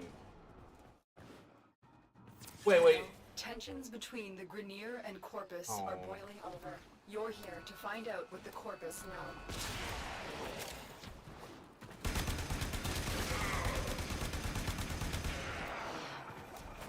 What the fuck is a giant gold hand?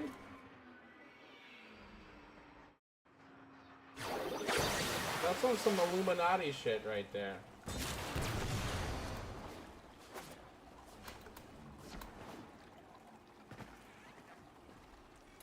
For too long, the Corpus have extorted the Grenier. From back, consider our contracts cancelled. This is a hostile takeover. I was waiting for him to say this is Sparta.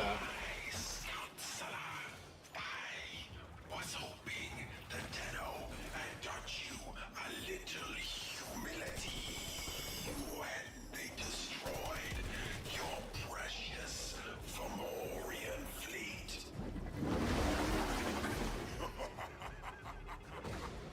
Did you really believe the Tenno destroyed all my Fomorians? We have a Shit. problem. There is something breaking from the void. Beck, meet Baylor. Your fate, my future. Impossible. All units, full alert. Prepare for boarding. What?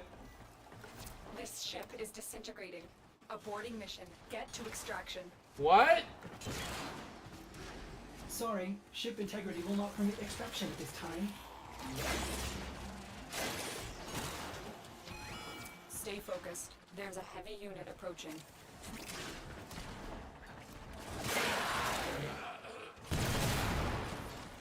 Uh-oh.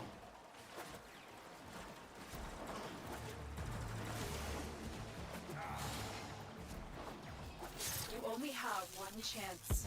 Ordis, deploy our plan. But my calibrations, it's not... Ordis, do it now. What? Deploying Arcwing.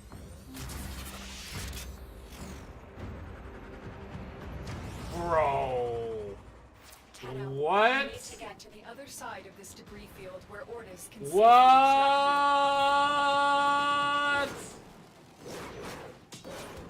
Oh, that's kind of crack. Oh, that's kind of crack. Oh, that's kind of crack.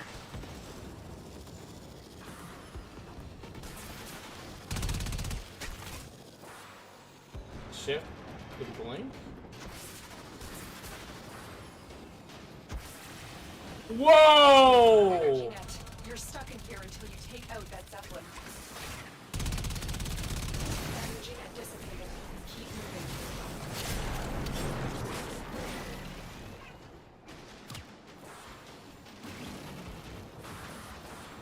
Get to cover. The Fomorians' guns will obliterate you. They're trying to trap you in an energy net. Destroy that Zeppelin to take out the net. Not an energy net. Net is down. Get going.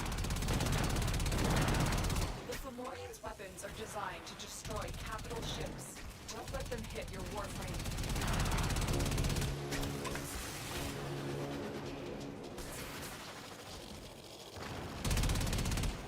Operator, The Archwing is performing beyond expectations. I suppose my calibration process was not necessary after all. Oh, this is just cool. Stay out of the line of fire.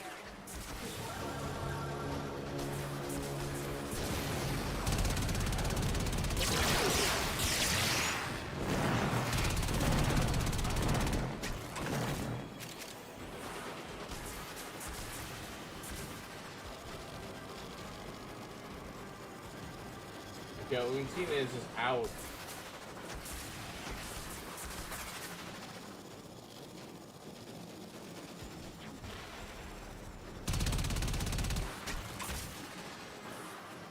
Yo, this is just sick.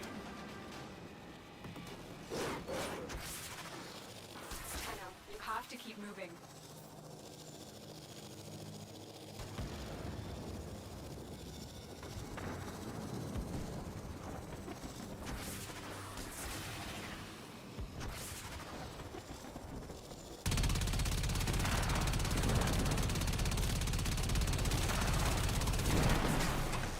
This is just sick. I'm just like, Ortis, I'm not gonna you lie. extract now. Tenno, stand by for pickup. Stay focused. There's a heavy unit approaching.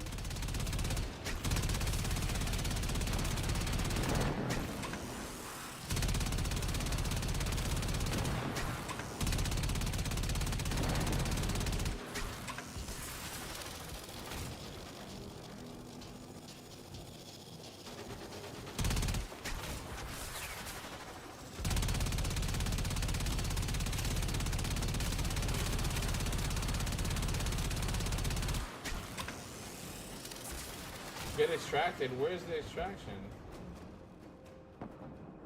I don't see any exit. Damn, you're fast as shit.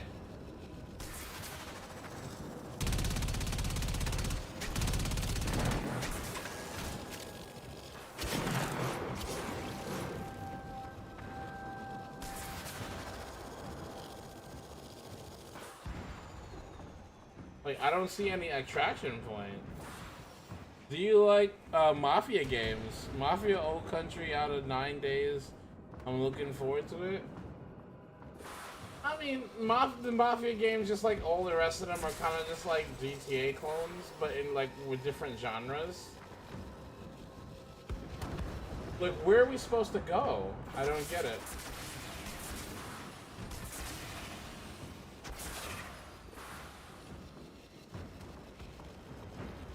I don't see an exit.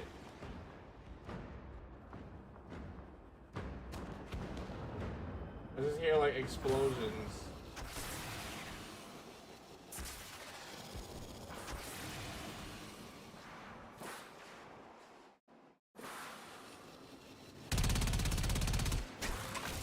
Oh, so this is a problem.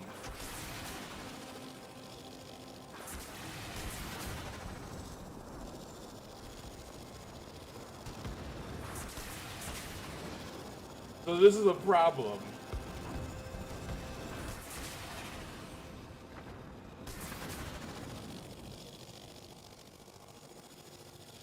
So what do you think? Do I have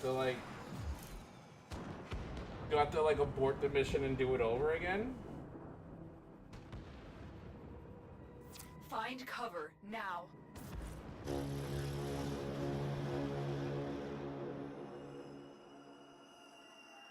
Oh!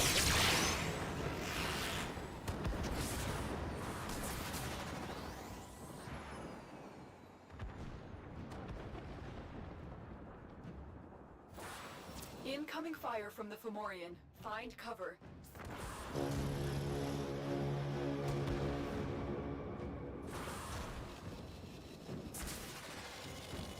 Is that thing?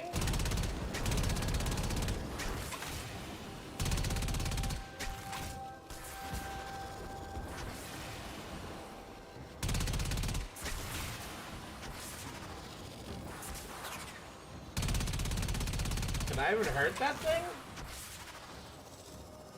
So should I just reset the mission?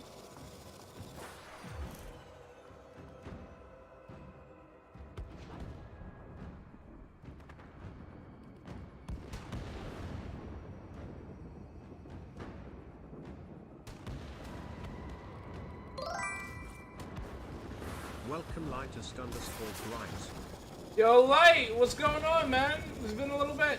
Good to see you, my dude. How's everything going?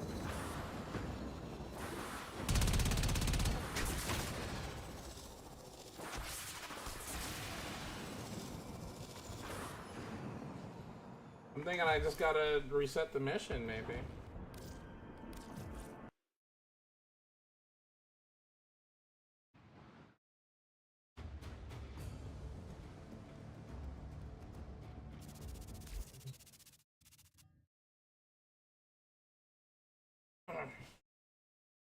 I'm chilling back to high gold for the 27th time or crap like that. Oh boy. Oh boy, that sounds like me. Honestly, I think the last game I played, I got pushed back to platinum, which I mean, honestly, not my fault. I don't feel, but that game is just like so ridiculous sometimes. Again, since the player base is so small, like, you know, you could just run into just like the worst. Yeah, at least I'm still in platinum. I'll say that. Tensions between the Premier and Corpus are boiling over. You're here to find out what the Corpus know.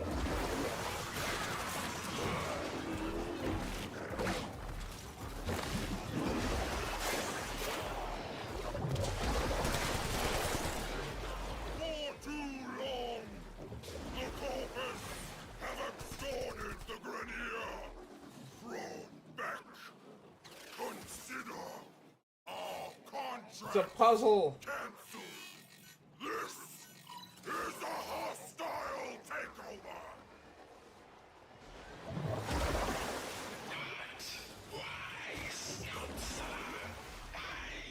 I was hoping that Tenno had taught you a little humility when they destroyed your precious Fomorian fleet. Almost damn, the fucking bubbles do a lot of damage. Did you really believe the Tenno destroyed? Oh, I understand I would have hopped one if it was like 250 online, but even then I ran into a Charlie last time. Something breaking from the void. I mean, again, I don't care about like, I don't necessarily care about like challenge playing against high level carrot people. It's like playing against people that are very bad that I have a problem with. Again, I want to play against like stronger opponents. Playing against stronger opponents is what makes you a better player overall, in my opinion. Oh shit. Are you serious? Stay focused. There's a heavy unit approaching.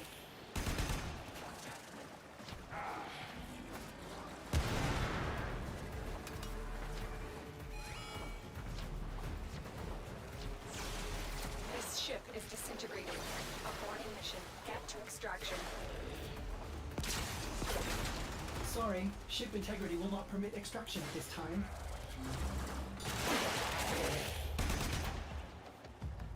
Actually, hold on. I'm gonna get rid of my face because I actually thought that transition into this cool thing is the space thing is super fucking cool, and I'd like to like record it for like a clip later on. So I'm gonna just block out my face for a second so I can see it in all its coolness.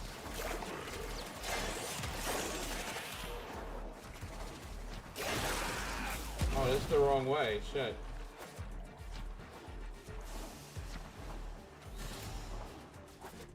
You only have one chance. Ornis, deploy Arcwing. But my calibrations, it's not... Ornis, do it now. Okay. Deploying Arcwing.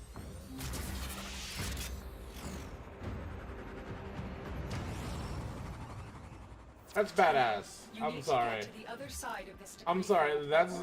That's cool as shit. I like that transition. Even then, I run it.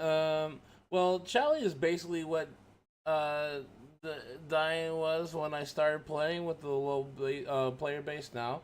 Skill wise, so getting against diamond is like going against plats.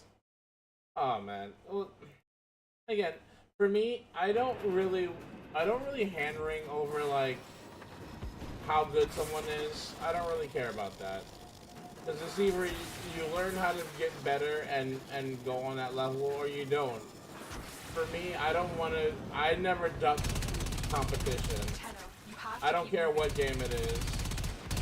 That Zeppelin just engaged an energy net. You're stuck in here until it's destroyed. Energy net dissipating. Keep moving.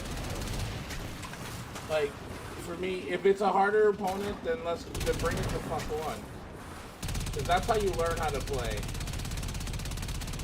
If you're playing with like donut players, people are just garbage, then you're never gonna get better, in my opinion. Stay focused. There's a heavy unit approaching. The net is down. Get going. You're almost through the debris field. Just Whether it's like a fighting game, whether it's like beyond expectations. I suppose whether it's something like Omega Strikers, playing against good players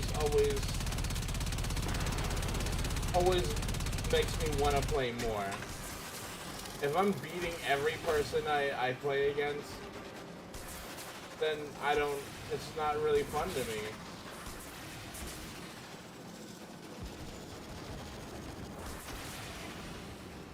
Yo, Yuri, what's going on? Thank you so much for coming by.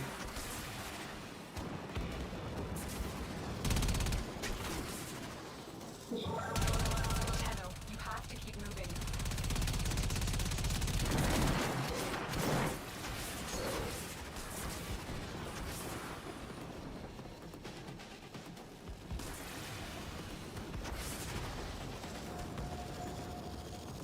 What's that?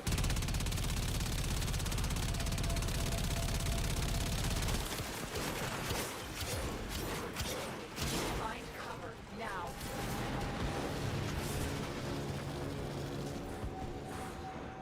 Oh shit, is that up there?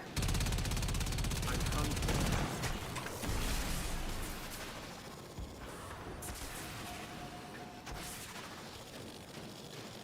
You're almost through the debris field. Just a little bit further. Okay, Ordis, cool. can you extract now? Tenno, stand by for pickup. Another job well executed. It's delicious _bright. Oh my god. You guys are gonna make him spoiled. That raccoon has got problems. Okay. We now have the tools to take on Vahek and his Balor Fomorians. His arsenal is growing, but so will Vahek? ours. There are more Arcwing designs and more weapons. Together we will take to the skies and confront this new threat. I know, but Unread inbox messages make me ill. what? Summon an Arcwing for using during free roam missions? So what, like, there's like parts where I can just use that wingsuit just to like, what, get around? We now have tools to take on Arcvec and his Balor, whatever the fuck's, Fomorians. His arsenal. That's just what she just told me that! She just said that!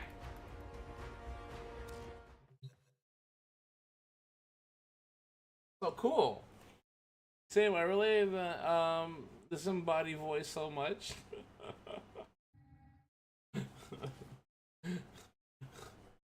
So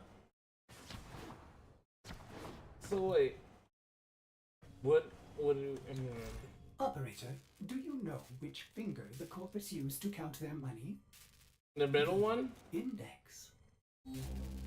Shoot that guy. Shoot that guy in his head. Shoot him in the head! I know it's a robot. Shoot him somewhere and you would feel it. He doesn't deserve it. So wait, what am... Did we actually get to like a mission now? Oh shit. Look at this dude. Is that who we have to fight? That's adorable how your frame hugs her Her chicken, yeah, I guess so. That and then she does like she does like the heart, the heart thing. I don't know. Is that how we do it? I don't fucking know. She does hug it, isn't she? Aw. I don't know where that comes from, but okay. So, what's that? Welcome to the Promoxium region. Here you'll find railjack missions that combine space, on foot, and space and on foot combat. If you own a railjack, consider visiting the practice mode free fight on Earth Proxima to practice piloting. What? What's a free jack mission? Whoa, where the fuck is we at?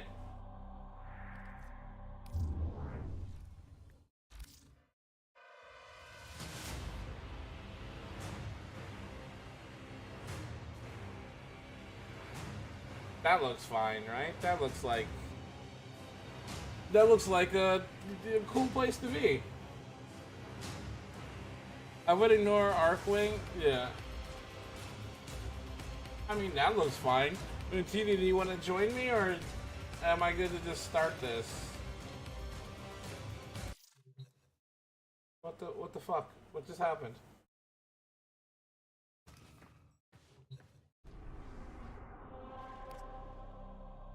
Oh shit. What the fuck is this?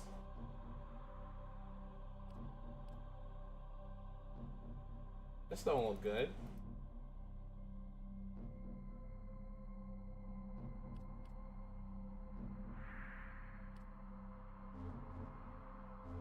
Demos? You need to swap your party to friends only?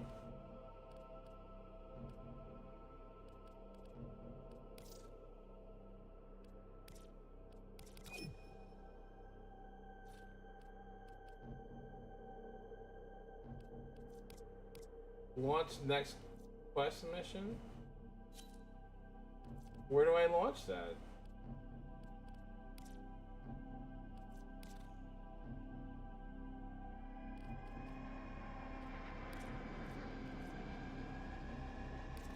It's on Demos?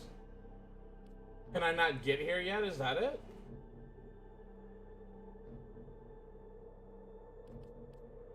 I did what y'all told me to do last time. I pressed this up top. It's not working.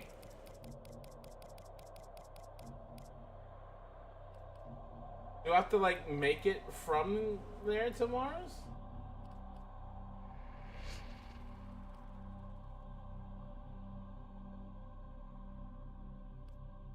It looks like I unlocked it. I guess maybe not war.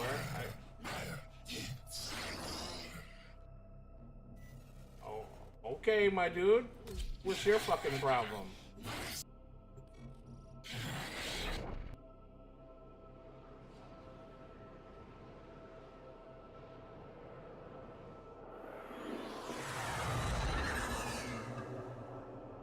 I like the little intros to the planets too. It looks very cool. We've contracted you with a mark. You are here to find your mark and eliminate the assigned target. Krill is aware of your presence. Strike first. Oh, he died. Krill is highly unpredictable. We suspect he may have other tricks up his sleeve. To survive this battle, you must strike hard and fast. That's what she said.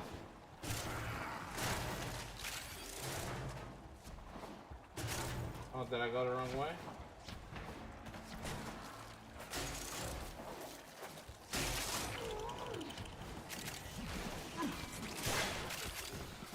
I'm trying to keep up with Tina. He's literally...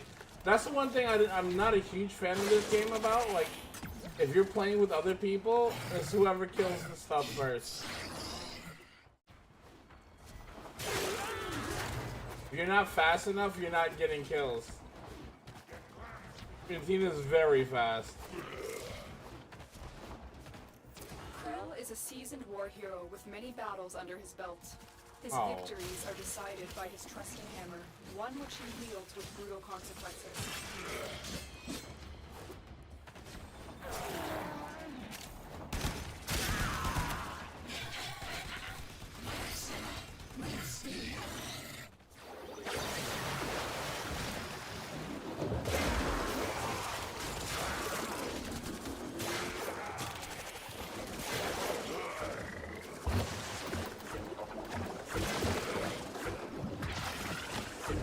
Oh. Oh, come on.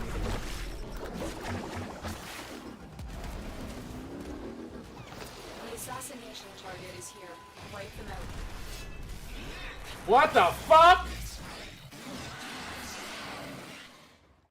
Look at this fucking weirdo. Incoming Stay at focused. range. There's a heavy unit approaching. Damn, is he not taking any damage?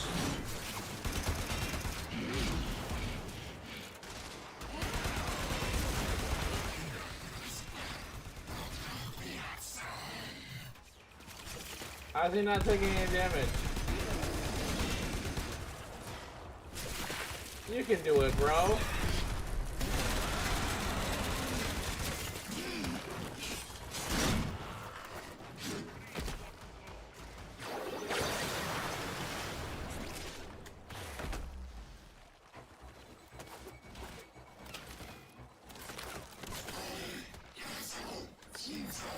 Did he call me an asshole?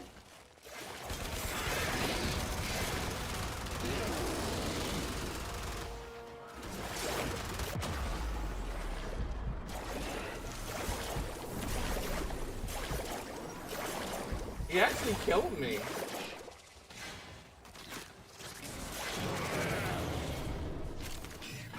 I think that's the first time I've ever been killed before.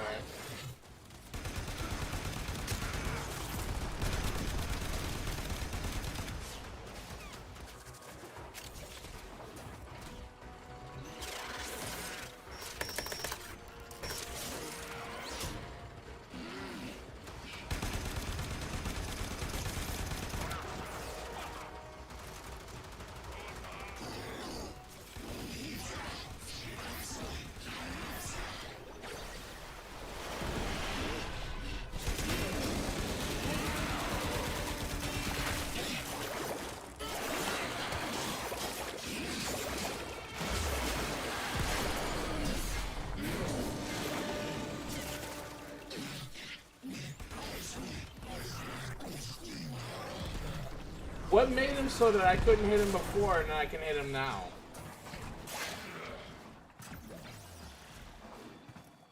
Nice work taking down the VIP. Now get to extraction. What? That was Stay weird. focused. There's a heavy unit approaching. Target down. Like, why could I hit him then? War never changes except for the best XP farm in the game, so it changes it. Most of his movement speed is coming from just understanding the game, and there's a lot of ways to slide, jump, dodge to keep your momentum and go really fast.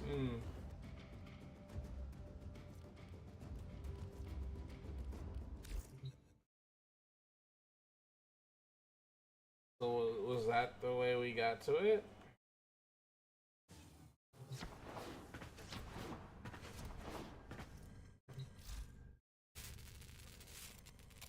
So we got another blueprint then?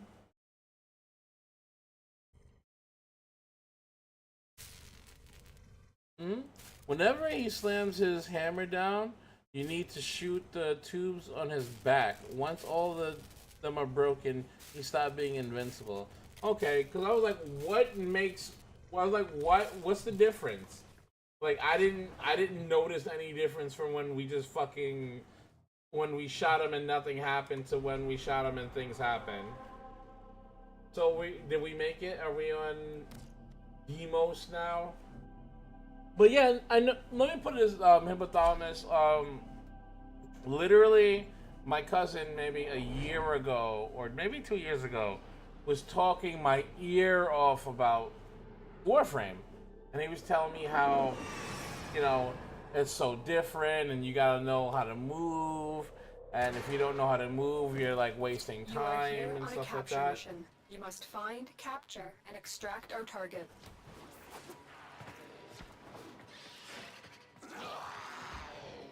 You found a target. Capture them quickly before they escape.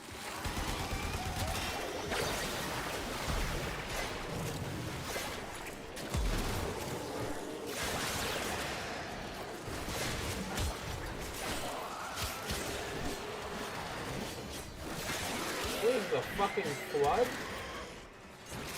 What the fuck is this stuff? Scans indicate our target is in the vicinity. Find them. Holy shit!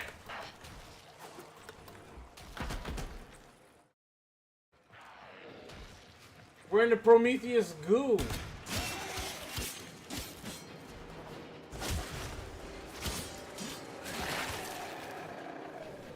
Mission complete. The captive has been escorted to the extraction point.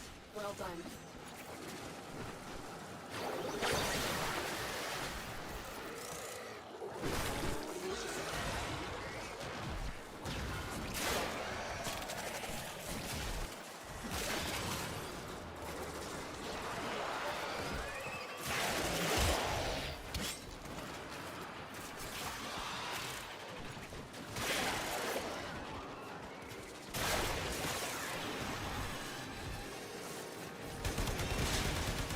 Stay focused. There's a heavy unit approaching.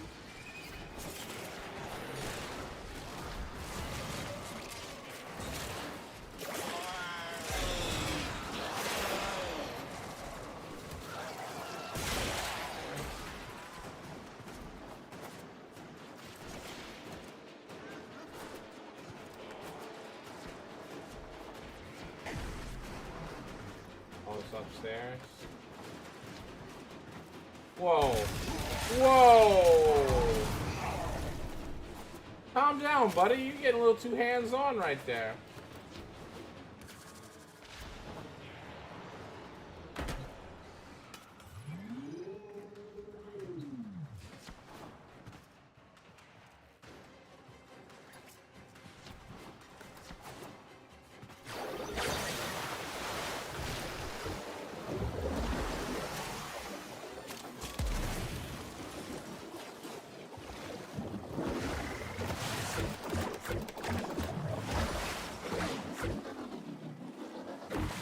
Oh, give me that grind.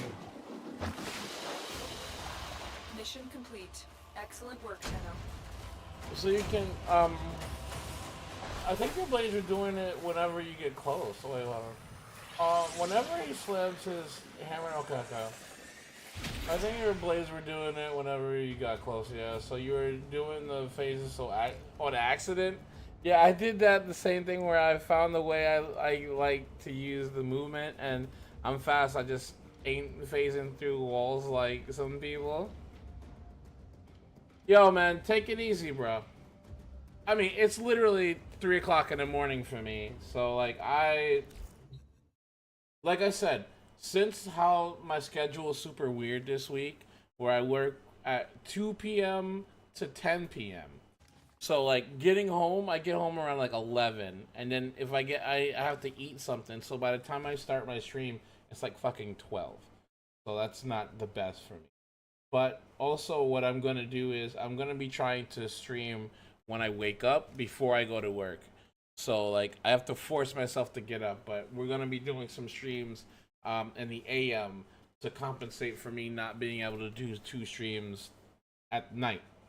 So we're gonna do like a stream in the morning for like two hours, and then we're gonna do a stream when I get home. So tomorrow, what I think we're gonna do is either play some Yu-Gi-Oh, some Marvel Rivals, or maybe some Monster Hunter, or maybe honestly, I'm not gonna lie, I've been neglecting my gacha games, and honestly, there's only a couple of gacha games that I actually play and enjoy, even to the point where I have the only gacha game I actually have on my phone is Honkai Star Rails. It's up in there, right there, Right there. Honkai Star Rails is probably my favorite gotcha game because it's actually just like fun, and I do like the way that it's a turn-based game. They got you really. I've never heard of that one, but there's so many different gotcha games. Um, and I don't know. For me, it's all about the waifus. Dragon Ball Z. There's a lot of things about Dragon Ball Z you can say, and it's great, but they don't got waifus. Okay, the last one they try to make that girl who's into the brawly a waifu kind of, but she's not really a waifu kind of. She's not. She's cute, but she's Dragon Ball Z cute.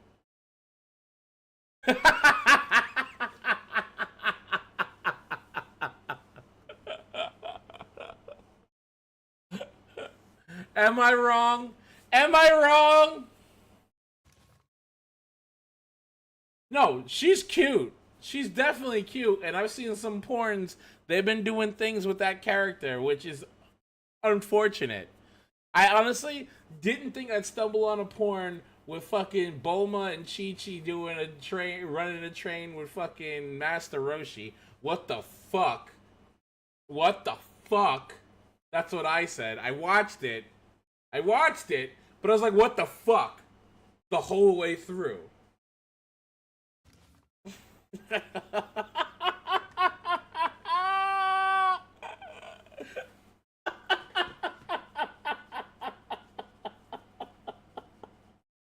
mean, it's true. Oh, Khalifa and what's her name? Yeah, I mean, they're cute. I definitely seen one with fucking Android 13. Is there next? It's there next to COD highlight reels. True. Good point. I mean, but like for me, Honkai Star Rails. What's it called? The initial one that chat got me involved with is Genshin Impact. Genshin Impact was cool, but I felt like the characters, no matter how cute or hot they look, they can only get to a certain level because I just wanted to keep it at a certain level. Then I played Honkai Star Rails, which I was really digging. I liked the way the approach they have with their characters. Then I started to play Zenless Zone Zero, and Zenless Zone Zero is cool. It's cool. Zenless Zone Zero has really great animation, and their characters are actually pretty cool. But the gameplay is meh, very meh. It's like playing Dragon Ball Z Fighters. I forgot is it called Dragon Ball Z Fighters? The fighting game in Dragon Ball Z is very mid. It's very mid combo. Then, honestly, to tell you the truth, and I'm not gonna lie to you, the Withering Ways is actually probably my second favorite gotcha game because they got jiggle physics in their shit, and their characters actually look like adults. You don't have anyone to play with. Oh. I mean, me and Tina were playing a couple of days ago. Honestly, there's a couple of games I've been meaning to go back into. I want to get back into Street Fighter for a little bit, just for the simple fact that I downloaded a bunch of mods for Street Fighter 6. I downloaded the dummy thick Chun-Li skin and the dummy thick Elena skin and some crazy looking Mai skins. So I was like, I want to try it. Did you ever play the Dead or Alive fighting game? Yeah. I'm gonna need to hit you up. I went to play like 14 characters in Strive. Oh yeah, for sure. I got a lot of free time. I'm trying to kill. Yeah, the Dead or Alive fighting game. Let me put it this way. I like. Yeah, well, first off, let's put it this way. Dead or Alive fighting game is only good for certain things. The characters are OG because Dead or Alive has been around for a long time. But the problem is they have a dedicated counter button, a punch button, and a kick button. And I honestly think it's one of the lower tier fighting games because the mechanics are very basic. Doesn't mean it's bad. because I actually played it. I've played them for a long time. Like them because their characters are dope, and their characters have been around for a long time. Ryo Hayabusa, who is the main character from Ninja Gaiden, is from Dead or Alive. I mean, he's in that game. It's good, but it's just the problem is it just feels basic as shit. So like, I mean, for me personally, I don't really dig it on that level. Wait, what did you send me?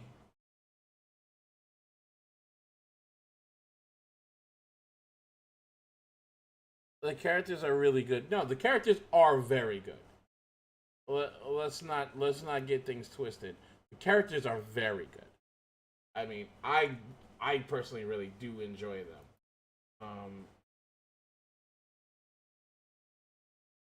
Oh my god, is that are those actual skins? Are those actual mods? Oh my. Oh my.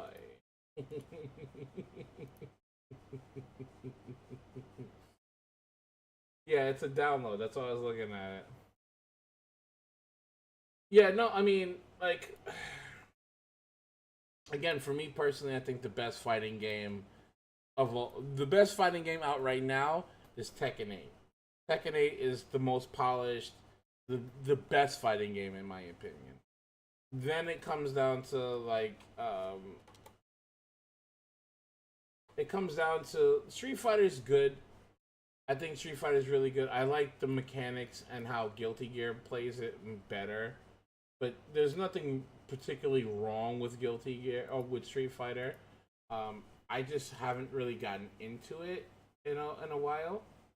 But yeah, there's nothing particularly wrong with it. I don't have a problem with it.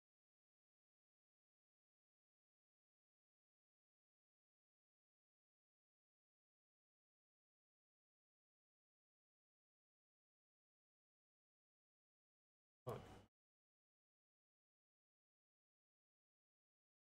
That.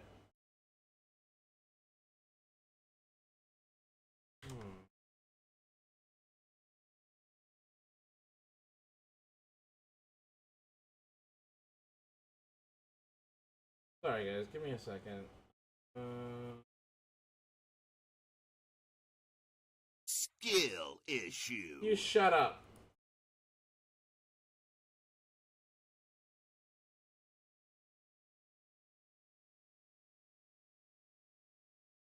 I'm trying to look up something, and it wasn't showing me yet.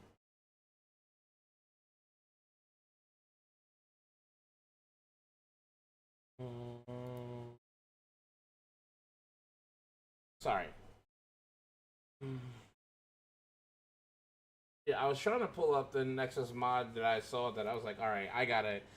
Have you ever, you know what, chat? Let me ask you a question. Have you ever, this is a weird question now. Have you ever seen a character that was so hot, you're like, I gotta see what this game's about? Everyone, yeah, you know, that looks like something I might be interested in. I might be And actually, JP, if you say that, then that means that what I was saying was absolutely true. If they made some more hot characters in fucking Omega Strikers, it might bring people back into the game. It might bring people back into the game. Because hot characters do call the eye. It's like, oh, wait. Where can I get that from?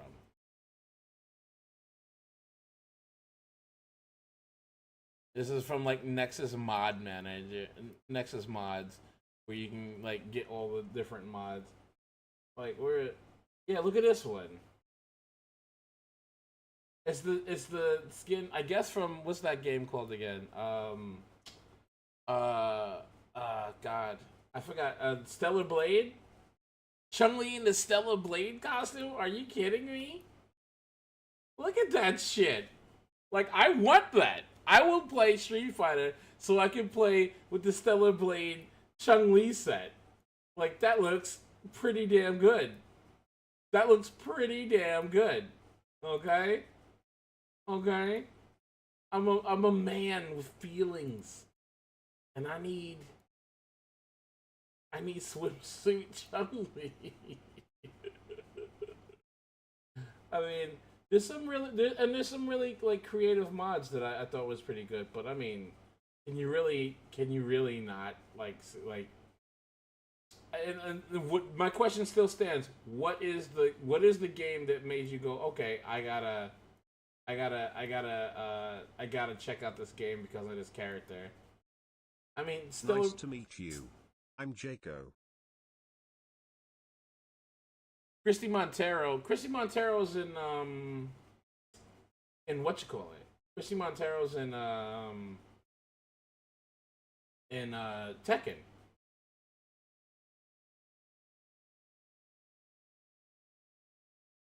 Oh, Elaine with the braids. All right, that's cool. I was just trying to find the one I saw. I was like, all right, I gotta mess with it. Is it? Oh my god. Is that Chun-Li? What? She was, at first she was a reskin for Eddie Gordo, but then later on they kind of gave her own style and stuff.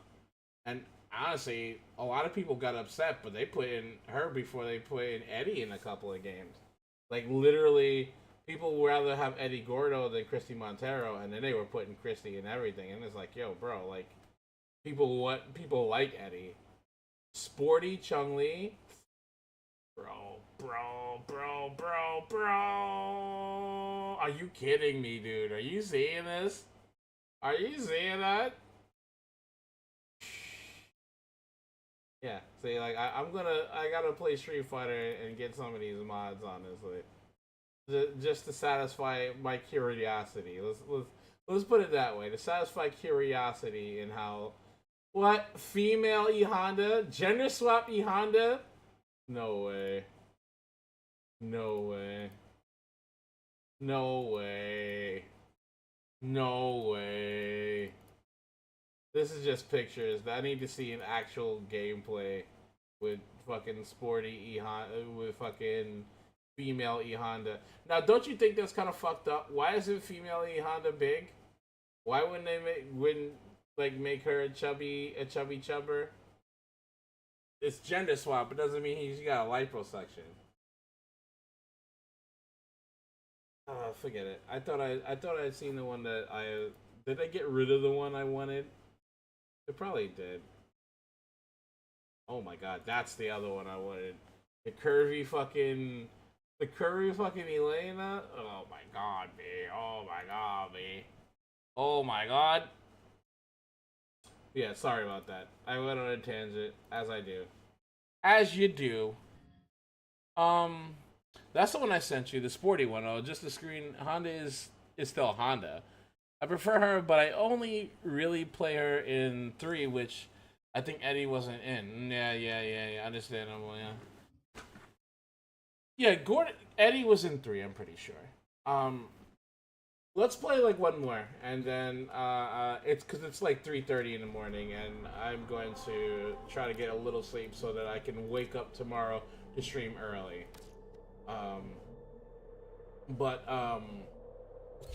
Yeah, no, I mean, I've been a Tekken player since Tekken 1.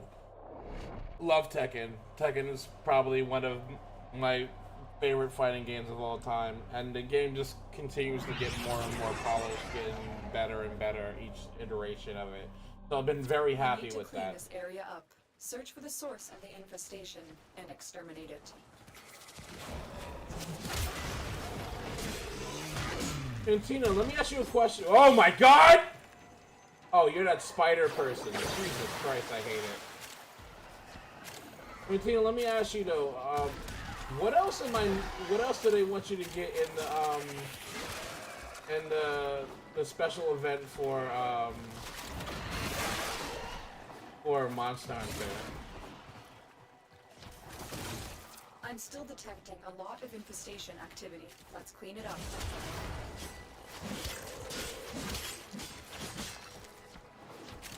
I mean, Eddie has always been a fan favorite character. I personally didn't mess with Eddie because my favorite character from like my favorite characters has changed. Like I used to like Jin, and then they changed Jin's style, which honestly, to tell you the truth, I thought was cool because they changed the style because of the story, not for any other like reason. What the fuck? The fuck was that? Stay focused. So like, There's a heavy unit Eddie approaching. hates his Jin hates his family. So instead of like continuing on like the family's like style of fighting, he took his mother's style, which was like traditional karate and stuff. So like I stopped playing him after that because I thought it was cool that they did that, but I also like Jin the original way. So I just stopped playing him. I started playing with like Raven and Master Raven, but then I started branching out and playing Nina, Raven, Bob. There's a few characters I play. Honestly, at this point, I play almost all the characters. And I love, but I like fighting games. I grew up playing fighting games. That's something that I was always heavily involved in. I would play fighting games with like 8 or 9 people. Yo, good boy, what's going on, man? It's been a little bit.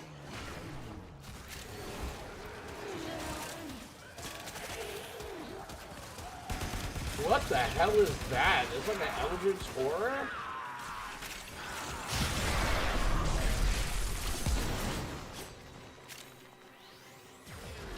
We got Eldritch Horrors in this game.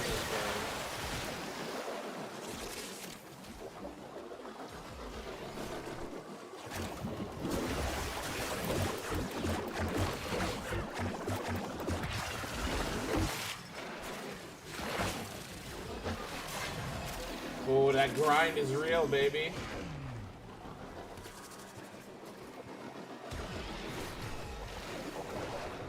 Oh, is it like upstairs?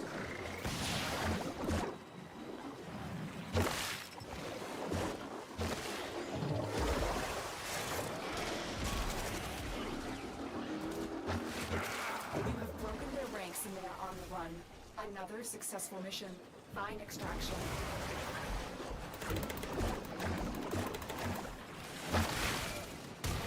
Wait, was that the...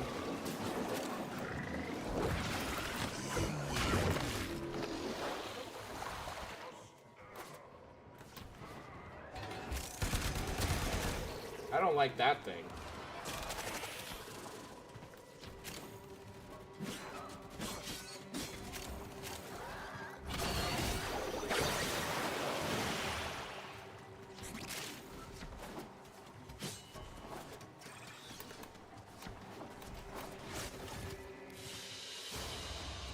Sick. I'm hungry. Excellent work, Shadow. Sick. I think my favorite overall Tekken character was... It's delicious, umpteen. Wait. It's delicious, umptina. Zhao Quan. Who's that? Tekken character? Now you got me curious. Is that the shorty that Let's see, now I gotta look that up.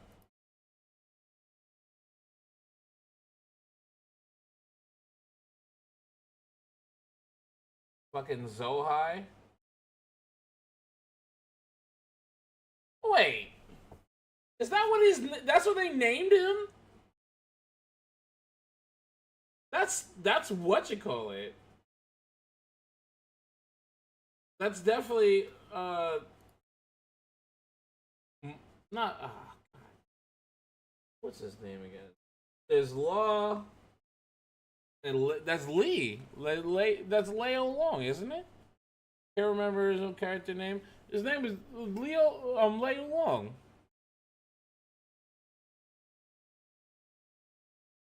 Yeah, the one with the different styles. The one that's kind of like took after like Jackie Chan.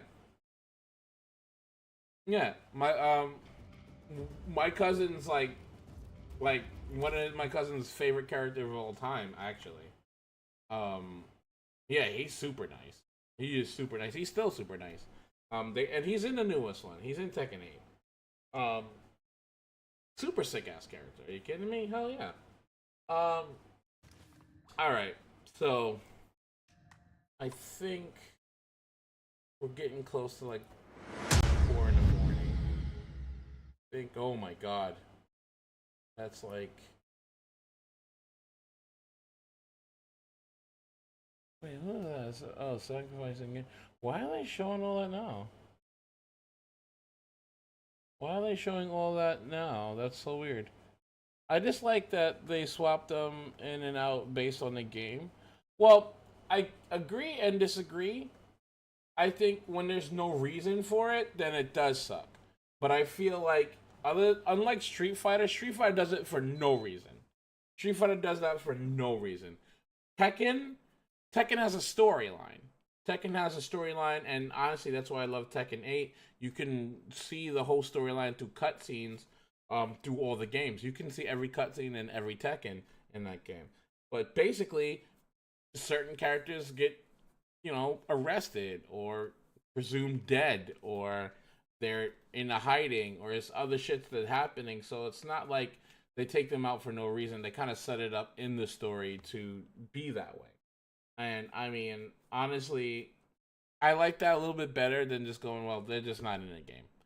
Because for me, my favorite characters in all Street Fighter are like Makoto and Alex and like the people from Street Fighter Third Strike, and they hardly show up in any fucking Street Fighters after Third Strike. So like, I'm always mad about that. Like, Makoto would be dope in this fucking new game, but they're just not gonna put her in there. I mean, it's just how it is. It's kind of dumb, but that's just how they kind of do things. Because I completely agree with you. Just having every character in the game from the start would be great. I mean, sure, I guess if you want to say it that way. But no, in Street Fighter Third Strike, there was Chun-Li, Ryu, and Ken. They were all three are in that game.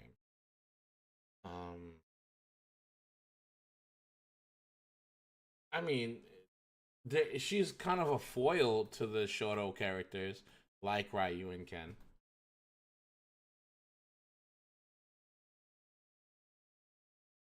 Holy shit.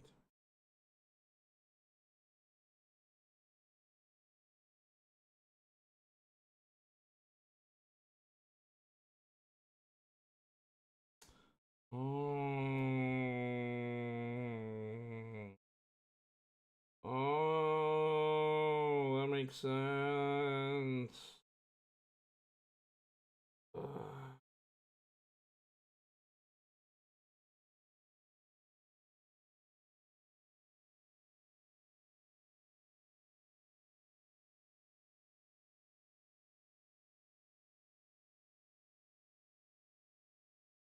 Sorry. Mm,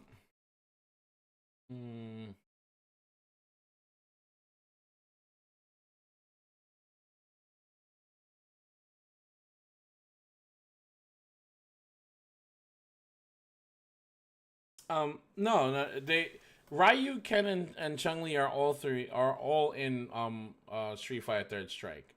So it was more like she was a counter to those kind of characters. She was like an anti Shoto character. Um, and Kimberly in Street Fighter 6 is like an apprentice of Ibuki, who is in Third Strike. So they have hints about Third Strike in it, and they all do, because like literally Street Fighter 6 has stolen so much from Third Strike, down to like the hip hop soundtrack and all that shit. Like Street Fighter 6 had an entire Street Fighter Third Strike had an entire like hip hop like opening and themes and everything like that. It was the best, honestly. For me, Street Fighter Third Strike is the best Street Fighter of all time. Has counters, has all kinds of things to just make the game balanced, fair, and fun. And if you're a higher level, if you're really a skill, you can do a lot. So I mean, just for me personally, I always considered Third Strike to be the best. But I digress. So guys, that's gonna be it for tonight. I don't know. We just went ham in this game. I don't know. How long do we even play? I don't know. I try to not look at any of the other pages while I'm doing this. Oh wow, we got 5 people watching on YouTube. That's so awesome, guys. Thank you so much for coming by. And 8 people watching on the short stream. Whoa, guys, thank you so much for coming. I really truly appreciate it. Oh, holy cow. We had like 94 people watching on the YouTube Shorts one. I'm so grateful to that, guys. Thank you so much for that. It truly means a lot to me, you know, as a small time content creator. All I'm trying to do is try to make the best stream I can for you guys. And make sure you guys have the most fun I can possibly make you have. I really appreciate it. If you like my content, guys, maybe consider following the channel or hitting that like button. Either one of those actually really helps, particularly the like buttons over there on YouTube. The like button actually pushes my content out to the algorithm. It tells the algorithm that my channel is worth watching and that it's worth showing other people. But if you don't want to do anything, it's totally cool too. Maybe come back and check me out again. But yeah, what we're gonna do is tomorrow I'm gonna try to wake up and then I'm gonna try to stream some in the morning. I know people's got school and stuff like that, so don't even worry about it. But we will be streaming again when I get home from work, but it's gonna be a little late, so I want to try to get some content out there in the morning before anything like that. But I want to say thank you again. We might. I'm still not 100%. I'm gonna sleep on it and figure out what we're gonna play tomorrow. Probably maybe some gacha or maybe some Monster Hunter. Yeah, and Tina, I don't think you got the answer. I was asking, what else do I have to get for the thing sale for the festival for Monster Hunter? Is it just the Uvduna? No, the Uvduna is gonna be there forever now. But is there like something I need to get from the festival besides the set with the fire on it? And I think that's it, right? The set with the fire and the diving set. That's it, right? The rest, I got everything. If I'm wrong, definitely let me know in the Discord or whatever. But yeah, I think it's just the diving tickets and logins.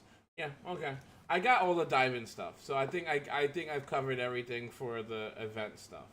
So I'm completely cool with it. Though, to tell you the truth, digging more into like how to make the builds better. That's what I was thinking. Doing a trial one, and I saw it. Like it's cool if you get the final trial, you get like a globe with a goldfish in it and stuff. Is what you're gonna do later? Okay. I think I want to do that too. I want to get that one. But yeah, guys. Again, thank you so much for coming. I really appreciate it. I'm gonna call it a night. Please. I'm begging you, please. Hit that like button if you like the content, even just a little. If you liked it a little more than a little, maybe hit that sub button. I haven't seen it. I'm just not going to leave something not A rank. Yeah, I get it, Intina. I mean, for me personally, now I'm trying to just figure out like the best weapons and how to make cool weapons. And honestly, at this point, I want to try to get as many weapons to 8 stars so I can make them as skins and stuff. And trying to fight the monsters to get all the skins for every set. You know what I mean? I mean, there's still loads to do in Monster Hunter, and there's a bunch of really fun fights. So, I mean, Monster Hunter will be around in my rotation for a little bit longer. The stuff for Marvel Rivals is coming out pretty cool. Honestly, bro, the stuff I've seen for the new Marvel Rival season. First off, we're getting Blade, which is gonna be cool. Then they got rid of a lot of team ups. Bro, they gave fucking Groot a fucking team up that makes his wall shoot out heals to people. Do you know what that means, guys? That means that there's only gonna be, when we play Marvel Rivals, there's gonna be one tank, it's gonna be Groot, and one healer is gonna be whoever, and then it's gonna be like 4 DPSs. It's gonna be kind of nonsense. It's gonna be kind of wild in Marvel Rivals in the next couple of days. So I mean, we're definitely gonna be playing, but it's gonna be a thing. It's gonna be a thing. Freaking Star-Lord gets like a teleport. Luna Snow gets something where she attaches to somebody and it does extra damage to them and heals her at the same time. They're messing up a bunch of team combos, so it should be really interesting. But again, guys, thanks so much for coming. I hope everyone has a really great night, and I will talk to you guys really soon. Yeah, I think that's it. Good night. Is this where the Human Torch can carry a thing? He can do that now. He can do that now because of the movie. Apparently, in the movie, he picks up thing and like throws them at somebody. I'm not gonna watch that movie. I just don't care. I just don't care. I don't like the Fantastic Four. Never have. And I'm not just gonna go, oh well, let's go watch the Fantastic. I don't care. I don't want to watch it. I just don't care. But yeah, the thing can, the Human Torch can pick up the thing as a combination and like throw him or drop him like a fucking bomb, and like it's a splash damage with like, it's crazy. But yeah, that's in there. But yeah, I will see you guys tomorrow. Hopefully, if not, I'll see you around. I don't know.